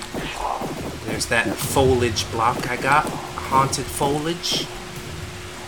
Yeah, those will be available up until midnight on the 31st. Actual Halloween blocks. They'll become available again next year. So, like my corrosion launchers and stuff, I should stock up on those before they're Well, gone. once you've unlocked them, you can purchase them in the shop whenever you like. Oh, okay.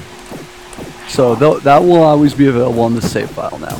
Cool. That's kind of how we decided to do our seasonal blocks, because again, we're not freemium. We don't. This isn't multiplayer. There's no reason for us to have a artificial scarcity on stuff like that. I appreciate that. Once again, I mean, I don't know. There's a lot of wonky things that go on in game development these days that, I don't know, I have to kind of turn my nose up and be like, I don't really like this, and most of my my subscribers tend to agree, you know. Obviously, that's why they subscribe, because we see down the same lines and believe in the same way for the most part. And then I get other comments that are like, I don't know why you're a hater, Dayton. You should just let people do what they want. And I'm like, I feel some people should be held accountable. That's all.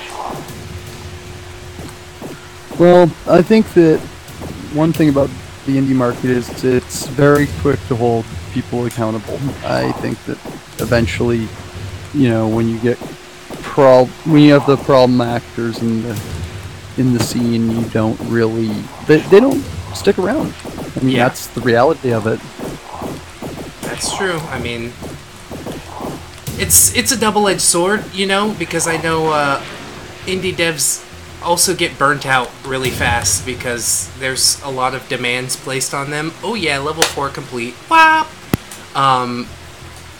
But yeah, it's a high-stress situation that doesn't always have the proper return. I mean, I know a lot of devs on Twitter that are dealing with, like, depression and stuff like this, and just, you know, they're not in a great place to have people come down on them and be like, your game sucks and here's why, you know what I mean? Yeah, and I think a lot of that kind of stems from just how the reality of, you know, somebody goes into a passion project thinking, I love games, and comes out the other end of it saying, I don't want to own a business. Yeah. It's interesting. I mean, I can't say whether it's a good or bad way to look at things, you know, because I haven't been there before. But, yeah, I just think people should temper their expectations a little bit more. Yeah, and I think that it really depends on the individual and the studio and the type of community they want to cultivate. Yeah. If they want to have that hard criticism or not. And I think it's both important that developers are able to kind of decide which of those things they want to some extent, but also that the market does keep them honest to another extent. Yeah, I mean, there's a difference between, you know, the entitled gamer who expects everything to be done yesterday and, you know, still doesn't want to pay anything for what they're getting, you know? And then there's also the other side of the spectrum, you know, where they just kind of go, okay, do whatever we want as long as I have a game to play. And obviously the right balance is somewhere in the middle, but it's a pretty hard thing to find, at least from what I've observed, you know. I try and ride the middle as much as possible, but it's definitely not an easy thing to do. Much easier in theory than in practice. Well, to me it just comes down to you need to care about all of your customers, and that includes any that are unhappy. That's fair. I mean, they have a voice for a reason. I don't know. I just don't think you should be a dick. There's ways to express unhappiness without being like, I don't know. Oh, for sure, yeah. Rudeness gets on my nerves. I mean, you guys get that. You guys you're Canadian, right? Oh yeah. No, I think we're probably in a lot of ways very stereotypical Canadian that way. don't mean to hassle you about it. I just, you know. Oh no, it's it's a stereotype I don't really mind. It's a good As stereotype to apologetic isn't a have. bad thing. Yeah, it's a nice stereotype. I mean, America's just got a stereotype of being extremely rude, which I've found to be kind of true, you know? Especially now living in the Philippines. Basically, every other American I meet, I'm like, what a dick. And they probably think the same thing of me, so that's fine. But then I meet, like, Germans or Canadians, and I'm just like, wow, what a lovely experience talking to you. I totally see the difference now. Because when you're in America, you're just surrounded by it, but, I think there's good people everywhere you go, really, but... That's true. It's just that I'm the good one, so, you know, there gotta be a bunch of bad ones to even it out or something like that. I don't know. That's for somebody who introduces himself as a humble narrator, that's not a very humble thing to say. I take it all back, mostly. Oh, jeez. You got some that's the level 1 boss showing up again to... Oh yeah! It's a nice way to see how you've improved. It's like, look how many of these you're taking on now. Yeah, that was kind of the idea there, is just so that you could get a scope of... Also kind of a nod for, you know, if people want to go back and try an S rank and unlock more stuff or whatever. That's how he's... That's really cool. I didn't realize that, so I'm super glad that you pointed it out. Let's get this greenie. Super. Oh. Well, it's kind of the idea is, you know, we wanted to reward players for all of the time they play, and allowing people to backtrack and unlock new things and stuff. That's, I think, really kind of integral to that. Yeah, definitely. I mean, especially if you want to get all your blocks unlocked and stuff like that. I mean, if you're just kind of like me and wandering through for the first time, you probably don't realize all the stuff that can be done, but I mean, I think this game is going to develop a decently sized little fan base, and you guys will be watched, you know? Well, I hope so. I mean, it's a game that I'm pretty proud of at this point. I will admit, like I said, we had our problems at launch, but now we're at a point where I'm pretty proud of it. There's a few little things I want to clean up, and there's a little more we want to do still, because well, I mean, I'm a big believer that people should get their value for their dollars spent for games, and I think that we can do a little better there. In what ways? I mean, personally, I sit down with an open mind, and I'm definitely not disappointed. What's your price point for this game, by the way? This right now, well, it's $9.99 on Steam, and right now it's on sale for 50% off as part of our Halloween event. Perfect. We are actually, like I said, hoping to include expand the modding interface more. It's actually something else this newest patch has done. It's added a little bit more modding functionality, and we were going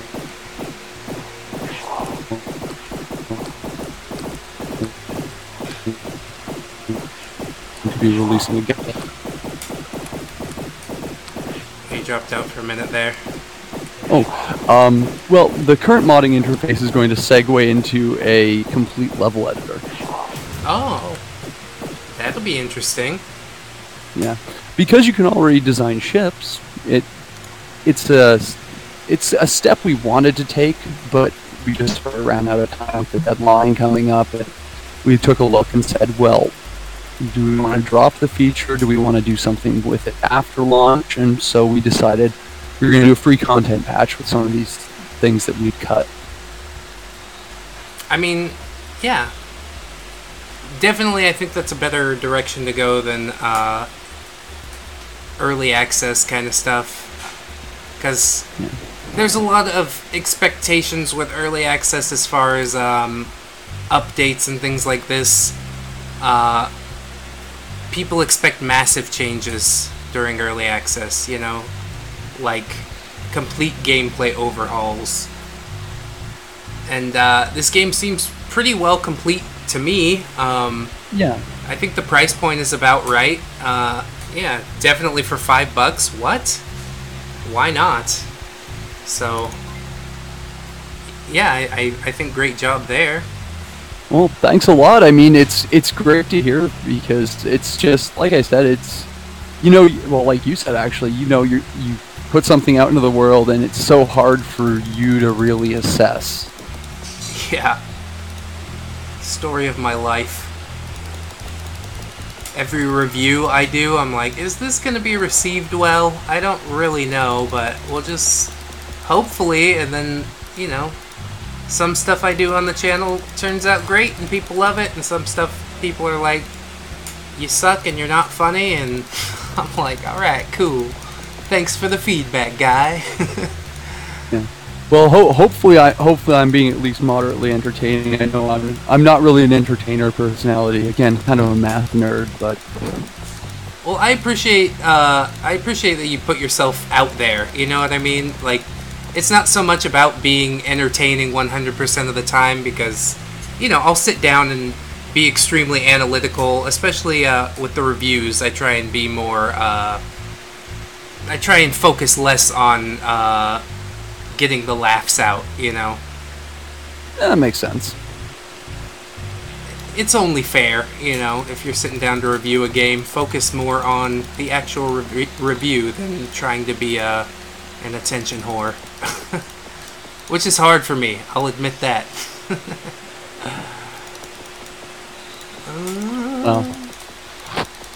Well, I think I'm a lot more of a personality in person than I am when I'm doing interviews and such. I mean, it's just super hard. It's super hard to put yourself out there and, yeah, be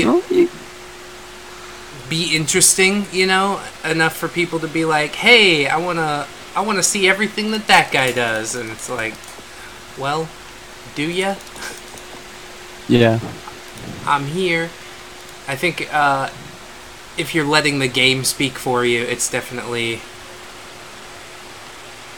I'm not gonna say easier because it's vastly harder on a time sort of scale. You've put much more work into this game than I put into a video, for example. But yeah, I think it's a slight but extreme difference. Okay, now I got a bunch of Halloween-y parts. So I should combine these in interesting ways.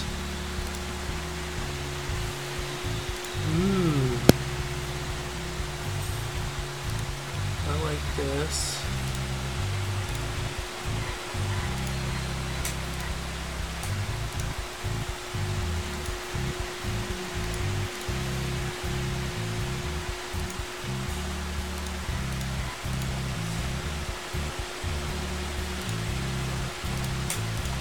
Just trying to be creative. I'm sorry, what'd you say? Oh. Cut out a bit. Yeah, my internet is starting to go down. It's noon time, so people are probably getting on for lunch and stuff like that. They got you on a shared connection over there? It's the Philippines. It's kind of basic. I think I'm not even at a megabyte per second, so it gets slurped up pretty quick around here, but it's alright. Seems like you get pretty good voice and streaming quality for that. That's true. I mean, it is slightly compressed and only streaming at 720p, but for what it is, hey, it's not bad. And for what was it, $30 a month, something like that? I was paying 50 or 60 in the States, so I'll take it. It's good enough for me. And I was just rambling about making my Halloween ship look cool because I bought a bunch of these Halloween-y parts, and I just I don't want to make a Doom machine like Barney the Dinosaur, but I do want to make a ship that looks neato. Neato Frito Bandito, man! I should probably make this like grayish. Is there a way to make this slider bigger? So that would... Oh, the slider on the slider on the right of the block menu there? No, the colors. I'm like... Oh, make the slider bigger. Well, it's something that I can put a note on our board and we'll take a look at.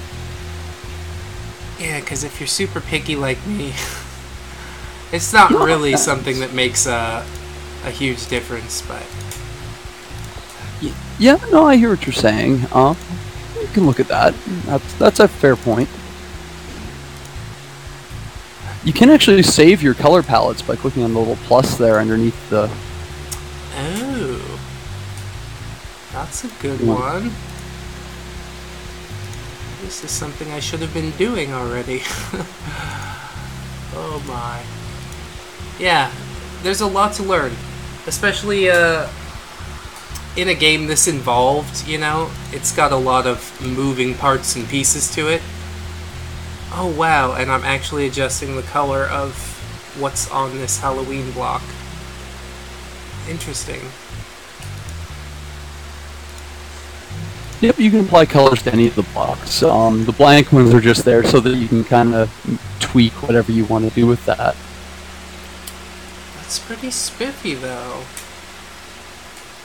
Gosh. It's like my whole world's opening up.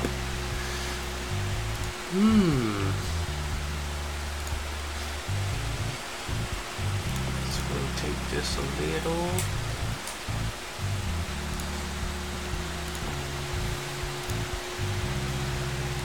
And I got some shields somewhere.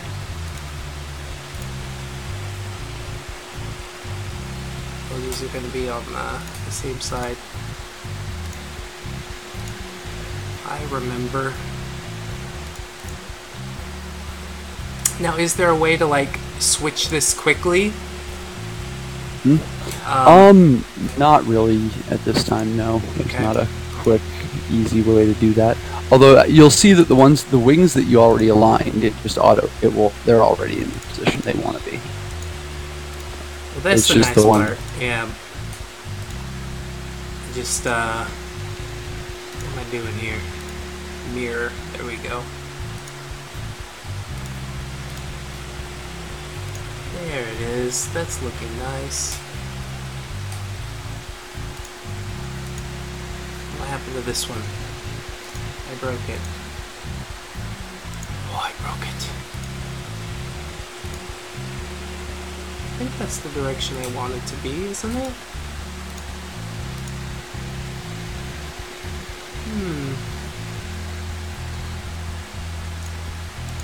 Okay, I'll try the other direction. Mirror this. No. It's hanging in the middle of nowhere. Now it's the opposite of where it should be. It's still not aligning. I guess I'm just gonna have to live with this. There it is. What was I doing differently? Huh. It looks like that might not be quite behaving the way it's supposed to be honest. Okay, cool. I found a bug. Woo!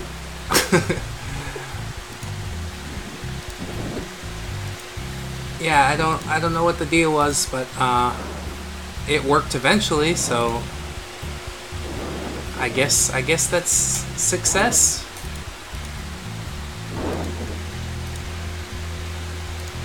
Yeah, it looks like something there happened with the rotation and the mirroring being used in combination. Well, that's Take a look at that, and should be able to have whatever that was cleared up in the next patch. Well, that's part of the reason that we do what we do here. All right, So not enough power. I gotta add more of these. And then I'm probably gonna need to expand even a little more because I'm not gonna have room for all these guns. I've got all these guns. Not enough CPU. Come on, bro. Help me out, man. Oh, this is radar. I don't need that many radar systems. This is what I want. GUI corrosion launcher. Launcher monster. The more radars you have, the longer distance the radar will show you. Ooh, okay. I deleted those blocks. But stick those back in. Okay. This part, yeah. And I need like a little pop it in there. Pop a dock. And then I need a little more space for CPUs and whatnot. So we'll go. What's a cool part? This looks cool. We'll do this. Mirror that. Do like that. Oh, I'm getting creative now. That looks so nice. That looks so Halloweeny. How's your Halloween over there in Canada? Well, pretty good. I mean, realistically, with our launch with this, that's kind of been my life the last while, so I haven't really given it as much thought as I have other years, but fair enough. Probably go out and socialize or something. I only ask because Philippines doesn't even really, they don't do. Yeah, we definitely do Halloween. You're so lucky. I mean, even though I'm an adult and I can't go trick-or-treating and whatever, I just want a little bit. I want a little something, a little celebration. And I ain't gonna get it this year. And it makes me cry a little bit. Alright, so I got my little Halloweeny ship.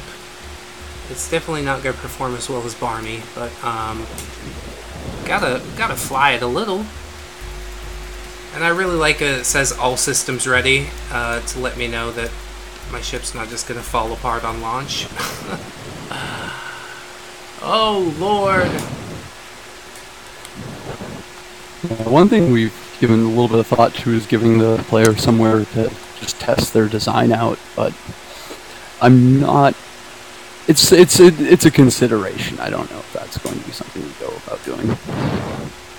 I mean, it would be nice. The thing that really sticks with me from reassembly is the battle arena, and you could like test your ship against other ships in like combat, which I don't know. It's completely different because sandbox versus lane-based shoot 'em up, but yeah, pretty interesting it was. I would say that would be a pretty cool thing, just because, I mean, your ship's gonna fly relatively the same, Yeah. no matter what parts you have on it. Like, you could see what the weapons do, I guess. That would be pretty nice. Yeah. Those shield blocks really do have a great effect. And I should have not equipped so many lasers because they cannot get through these shield blocks. Oh gosh. Hey Loki. You ground right into that other ship. You know me. You know me, boy. I'm always on my grind. That's just how we live around here. I'm grinding, trying to get that money. You know how it is. How you living? We got the dev for this game, Vulture, here at the moment. He's fielding questions. If you have anything that you would like answered, I mean, I'll even ask him questions that have already been asked before. You know, because this is for your benefit, and I'm just trying to help you enjoy. Help you enjoy and see the glory of this game for what it is. Because, I mean, yeah, even just 4 levels in, I'm like, alright, I'm feeling it, man. I made a new little ship, and those 2 ships ground into each other. They're also on their grind. And yeah, even the new little ship that I made definitely feels better than the initial zebra ship that I was rocking. Here's purple. Purple deliciousness. I want some of that purple drink. Oh, man. So, what are these long ships? They've got, like... They look like a SNES controller. A little bit. Not as colorful. But I see a D-pad on the left side of it. Maybe it's just my imagination. They're all enemy. They're kind of hazard. That's actually the tier 2 fitting. I don't think we found any of those yet. Oh. So yeah, this game's got a ton of replay. If you want to get all the parts and mine it for all it is worth. Because I've just scratched the surface from what I surmise. It took me quite a second to find my shield blocks and laser blocks and all these delicious things that I have now. And the best part about it is you feel the upgrade. You're like, oh yeah, that's me. I found this and now I use it and it makes the difference. I'm not sure if I'm actually doing any damage to this fellow. I think he has too many shields. A little bit off. Oh, Barney the dinosaur would have been a better choice.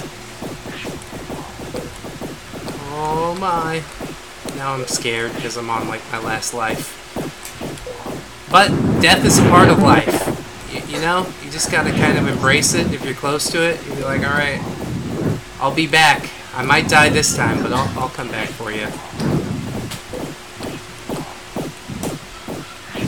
That's how it go. Wait. Oh my god, my dog's going apeshit.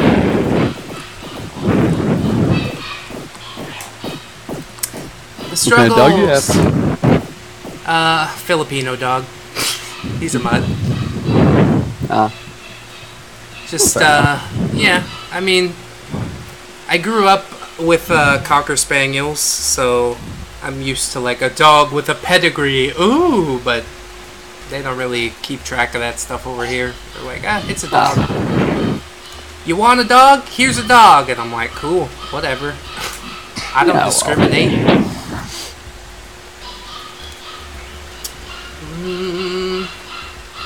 I'm gonna go Barney again. Go Barney again. See if I can do this thing. Equipping shields on your drone will increase the number of hits you can take. Yes, sorta. I want more shields. All I got is this little curvy one. I assume there's like a full block one that might block more damage, or... Well, it doesn't actually block more damage. The shape of the shields are aesthetic, but there are 3 tiers of shields. There's blue, green, and pink. So where is green? Do I have green? I think I You have green. Green is tier 2? Yeah. Okay. I'll take it. And Loki's question is, can we have diagonal shots? That's actually the broadside emitter. I don't believe you've found that weapon yet, but there is a diagonal weapon. I do remember that being talked about in the tutorial as well. Broadside. Well, I'll do my best to find it for you, Loki. When I start wishing for things, it usually comes true. So I wish for the broadside emitter to drop for me. That would be quite nice. Although, yeah, these level 1 bosses, still not easy because they got all those shields on the front. Are they rocking the pink shield? Is that what I see? Or No, that's the same one you have. I'm It's just colorblind.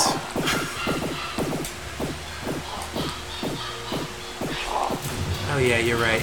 Compare the color. My eyes, you know, they just don't eye like they used to. I was joining up in the Navy, and they're like, "Oh, your scores are great, and you can be whatever you want." And then I took the colorblind test, and they're like, "Oh, why don't you pick from these 4 jobs?" I'm like, "Oh, great, cool."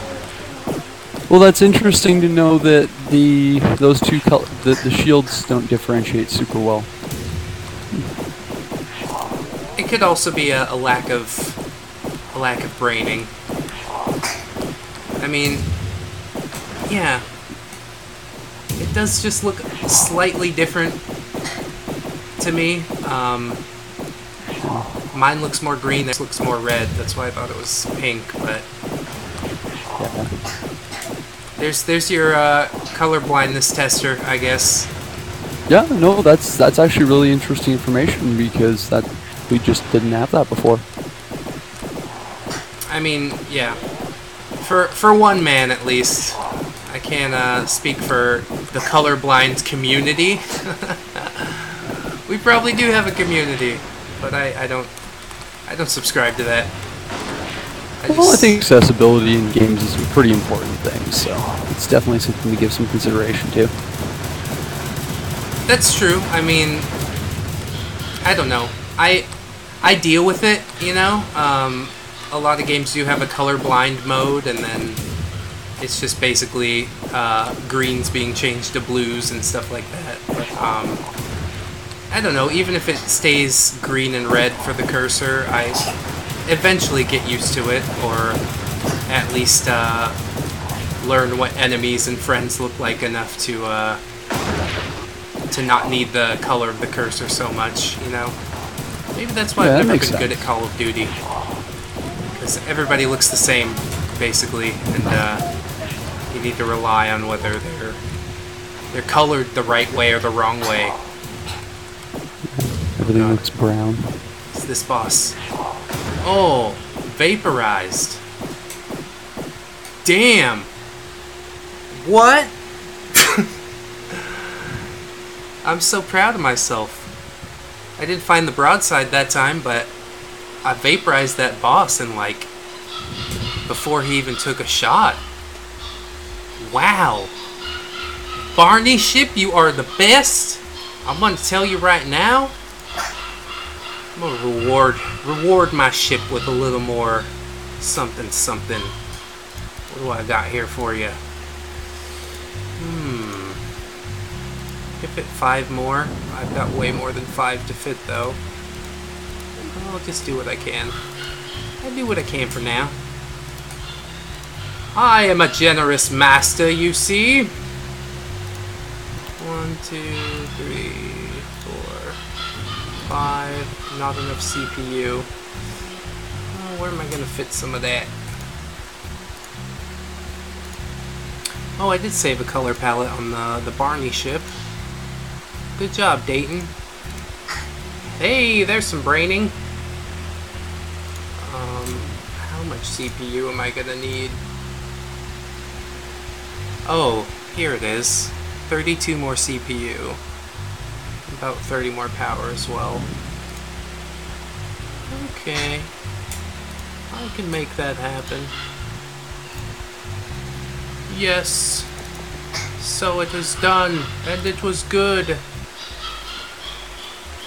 Alright. Here we go again.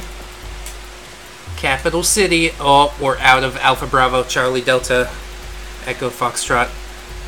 God, I forget. I don't know. I was in the military. They taught me the whole thing. I used to know it. Now I don't. Well, that was kind of a nod to that old game Raptor, like I was saying. I need to go back and play it, because I was literally probably 5 years old. Yeah, you know, I played it as a kid. It was on one of those 200 shareware games for DOS discs. Oh, I like that. And then we've also got crazy stuff these days, just how fast technology is advancing. I played Oregon Trail and Dino Park Tycoon for the channel, and basically did it in browser. You know, what used to take a whole computer to run now just can be run in your browser. It makes me wonder how much further we can go. Am I going to be playing GTA 5 in my browser in 20 years? You know? Well, you know, you'd be amazed what some of the new HTML5 browser game stuff is capable of with the WebGL platform and stuff. It's impressive. I mean, you could describe to me. I don't really know what GL platform is or anything like that. You know, well, explain like I'm 5. Well, basically, it's a platform for using OpenGL within the web browser, and OpenGL is the technology that a lot of 3D rendering and 3D game stuff kind of runs on. I can understand that part. Okay. So I mean, basically, what we're seeing now is we're seeing even things like Unity and stuff having compatibility with, you know, HTML5 builds. So I think you're going to see a lot more of that, where you have things with this HTML5 canvas and WebGL libraries being used to develop games and release them so they can be played in browser like that. That's going to be crazy. I mean, yeah, just from I mean, I know you've made some Newgrounds Flash, you know. Are you going to be making some of those browser games on your free time, or is that just like a possibility, but mostly going to be sticking with what the team is up to? Well, you know, I think that there's a lot to be said for me putting my time into this as you know, one of the owners of the company, and I'm the CEO and president of the company, and so this really is my full-time, my all-day, everyday sort of situation these days, which isn't a bad thing. That's not a complaint. I love it, but I doubt I'll do any real independent sort of tiny browser projects in the near future. Well, I mean, yeah, that's a good problem to have, you know. No free time is not necessarily a bad thing. It means you're being productive and moving forward. Well, and I mean, again, it's like I said, it's all about loving what you do too. That makes a big difference. You can be working some long hours if you really enjoy it.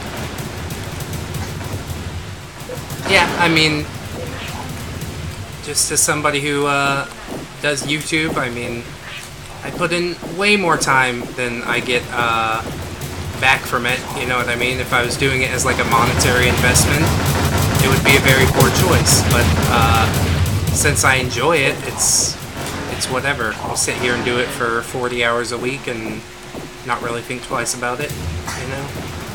Yeah. No, and that makes sense. But for this, I really do hope that it's a financial success, because I can tell you're quite passionate about your project, which you should be, you know? It's definitely an enjoyable game, and like I said, I think it's going to find its community, especially with mods and the like that. Everybody loves modding, don't they? Oh, I mean, you know, so far, by and large, reception has been positive, and I think that even in cases where people maybe weren't too happy with where things were initially, we've managed to make the changes that were needed to really deliver something of quality for those people. Yeah, I mean, at least from what I've seen, you know. Yeah. Oh, light shield, medium shield. Okay, so light shield is the lowest. I want pink blocks is the highest for shields? Yeah, the heavy shield, yeah. Okay. I guess that's how I light shield, medium shield. I just had to use my brain a little bit, which doesn't always pan out. I don't know. Energy barrier emitter. The orb bomb system. Oh. I need a bomb, don't I? I don't have any bombs yet. Let's get some bombs. Well, if you have it shown up on that list, that means you found at least one of them. And now we can replicate. want to replicate them all. Okay. I'm probably going to need more fittings. I don't know, sure. Is this how many I have, or how many are free currently? The number next to them there is how many you have. So, okay. It's like including the ones that are attached to ships and whatnot. Yeah, that's right. You can actually really reuse blocks across multiple hangars. Oh. When we introduce two-player, how it's going to work is each player can just choose a hangar. That makes good sense. And I think that'd be really interesting too, is like somebody wants to play the big gunship to kind of support the smaller one, and the smaller one can kind of dip and dodge and do its thing. Yep. I think that'd be pretty neato. Neato Frito Bandito, man. We don't actually have an official.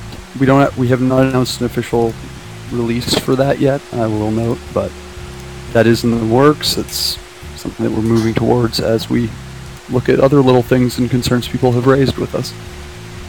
Well, I think that's important. Start from the bottom. You know, any of these kerfuffles that people have, or whatever you want to call them, and then you can work your way up towards the quote-unquote more important, or not even important. It's like, I don't want to call it gratuitous either. it's an extra, you know. It would be nice to have, but it is in the end simply an extra. Well, and I mean that's what it comes down to. But for us, it's kind of a function of our price point versus the hours we'd like to see people be able to get from a gameplay standpoint for that price point. And I mean, realistically, I think I'm happy with where that is now, but I would love to do better. Yeah, I mean, definitely I could tell you from sitting down with it for 2.5 hours. Jesus Christ. We've been going a while. I'll do 30 more minutes. Guess, huh? Yeah, 30 more minutes and I'll call it. But yeah, I'm just really enjoying the game, and like I said, we've been here for 2.5 hours. It doesn't feel like hardly any time at all, which one tells me the game has me quite absorbed. You know, I feel like I've barely scratched the surface, and I think it'll be a great time investment. And for fucking $10, what? That's crazy. It's crazy to me. Crazy good, crazy awesome. I definitely commend you guys. And then even wanting to go further than that, that's a really nice thing. So I don't want to seem like I'm, you know, riding your dick or nothing, you know, but I'm just pretty impressed, to be quite honest with you. Well, I mean, I appreciate that. It's great. It's great to hear positive feedback. It is always really encouraging, and I mean, I'm going to make sure everyone involved hears that positive feedback, of course, because. All right, but don't tell them the part about riding the dick, because. I'll leave that part out. Although I'll probably send them a link to this. So. I know. I'm just, you know. The ever comedian kind of thing. Oh yeah, no, it's fine. I just can't help myself. Like I said, I'm not easily offended. Is anybody on your team? What kind of personalities do you have over there? You got anybody who's gonna be triggered?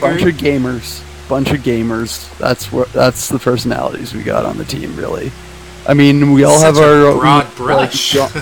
We have our own little genre preferences and things, but I mean, realistically, if we're not working on the game, we're doing some landing. That's sweet, yeah. So, I think. Would you say, as far as genre preferences, this is your child? This was your masterwork here? Well, you know, I'm actually not the biggest shmup genre fan, to be entirely honest with you. This game kind of came out of a prototype. It was a sort of a what if, could we do this sort of concept piece. And after we played around with it, and we realized we'd wasted a whole bunch of time playing around with a much simpler version of the editor and just crashing ships into each other. We thought, we maybe have something here. I mean, it is extremely cool, I mean, the blocks being unlocked, I think, extends the replayability for a good long time. It's definitely the carrot on the stick that makes me want to keep going. I'm like, when am I going to get those pink shields?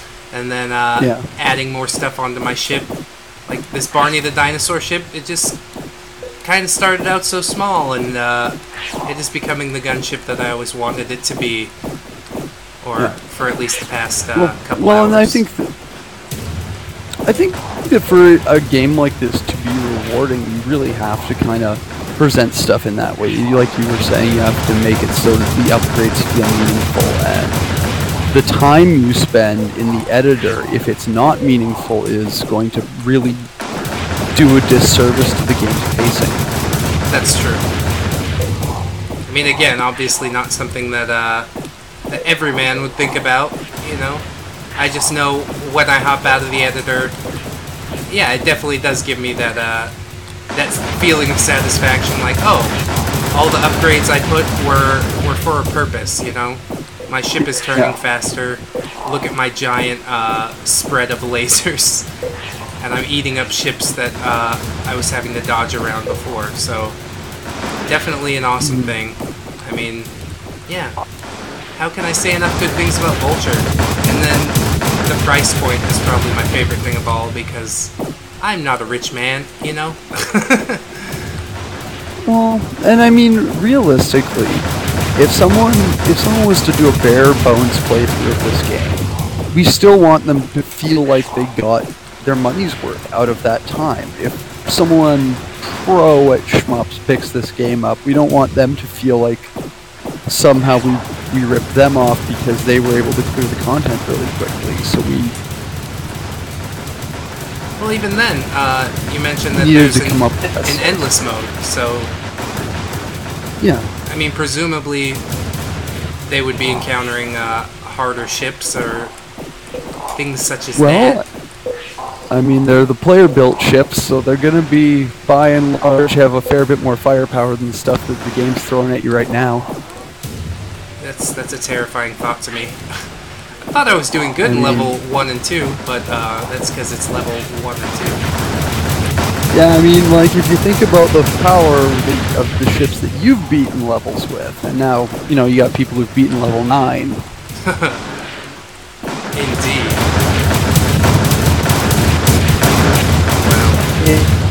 Oh no, there was a blue block! I could have unlocked more. Oh well. What's the salvage scanner? Oh, that gives you higher drop rates. Dang. That seems pretty useful. Alright. Let's go shoppy a little more. I could probably upgrade one more time and then do a level. And then I gotta get some breakfast lunch, because trying to live on coffee alone is not a good idea. My stomach will start turning, and I'll keel over and die probably. Well, I mean, thanks again for doing this. It's always great to be able to connect with the gaming community in other ways, and this is definitely a good opportunity for us. I'm glad to do it. I mean, it definitely came out of nowhere. I just kind of saw Indie Ween and a free game key that I didn't have already. Yeah. So Indie Gamer Chick, big ups to her, at Indie Gamer Chick on Twitter if you guys want to give her a follow. She's still doing game giveaways and stuff like that. So yeah, keep an eye out. And yeah,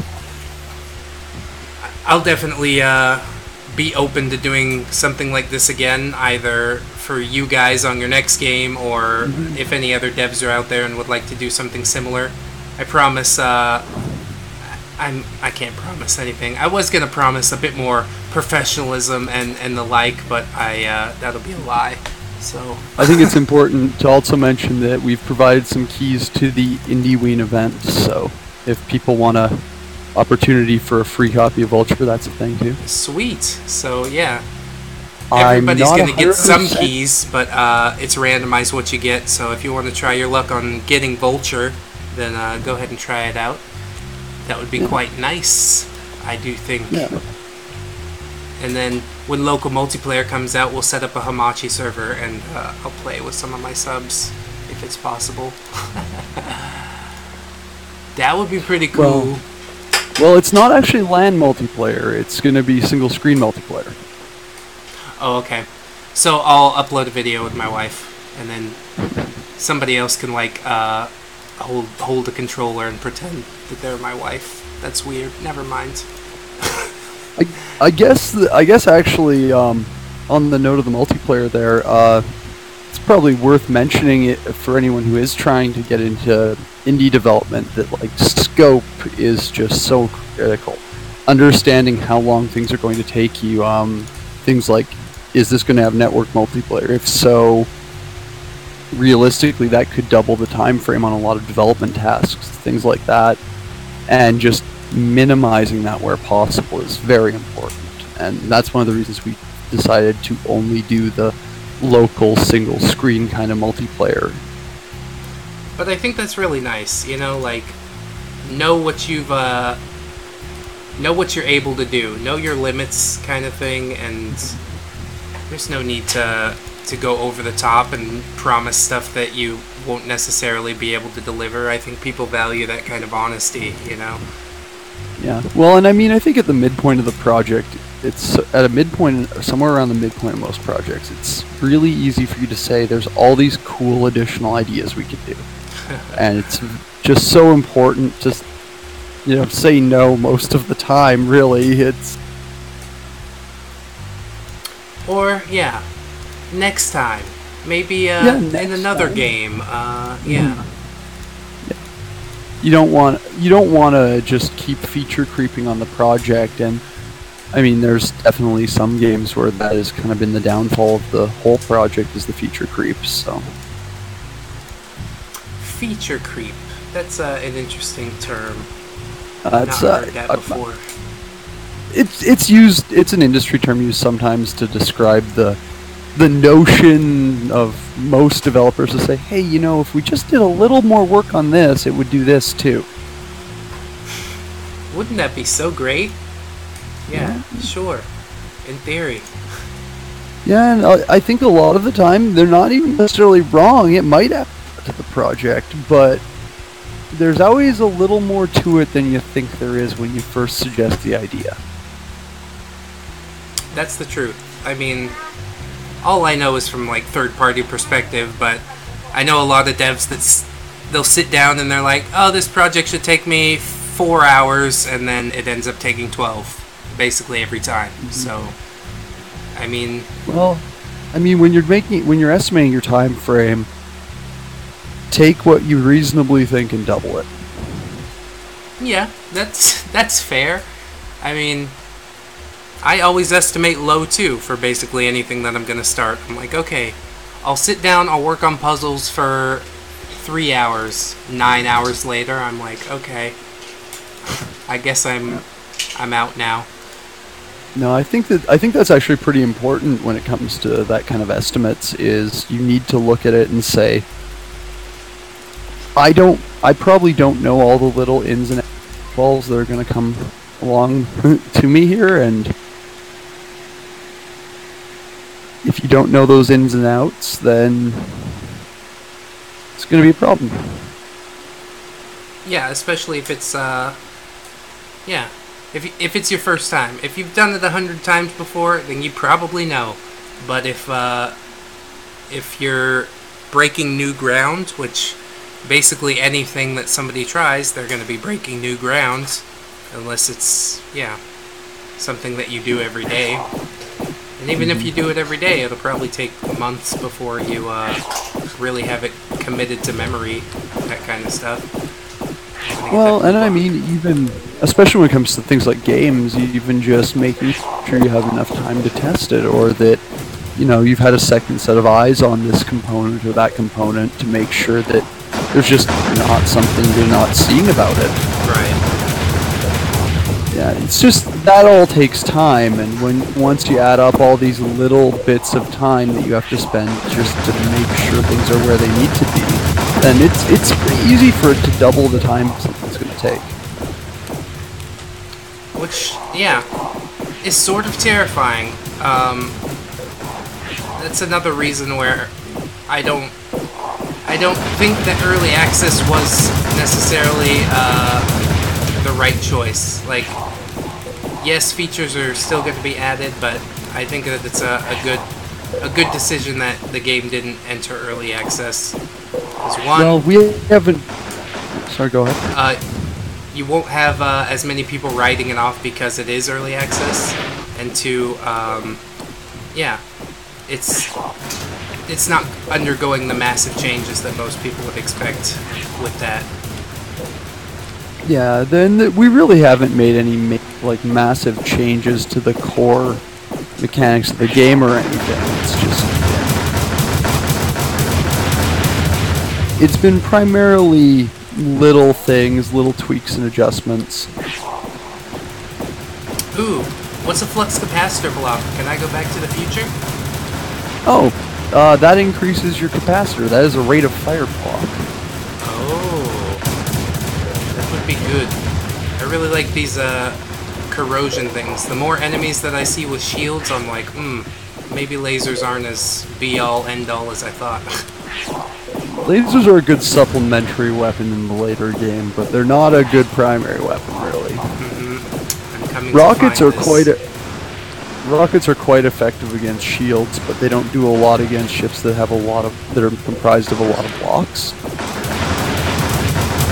That's interesting. Lots of different weapon types.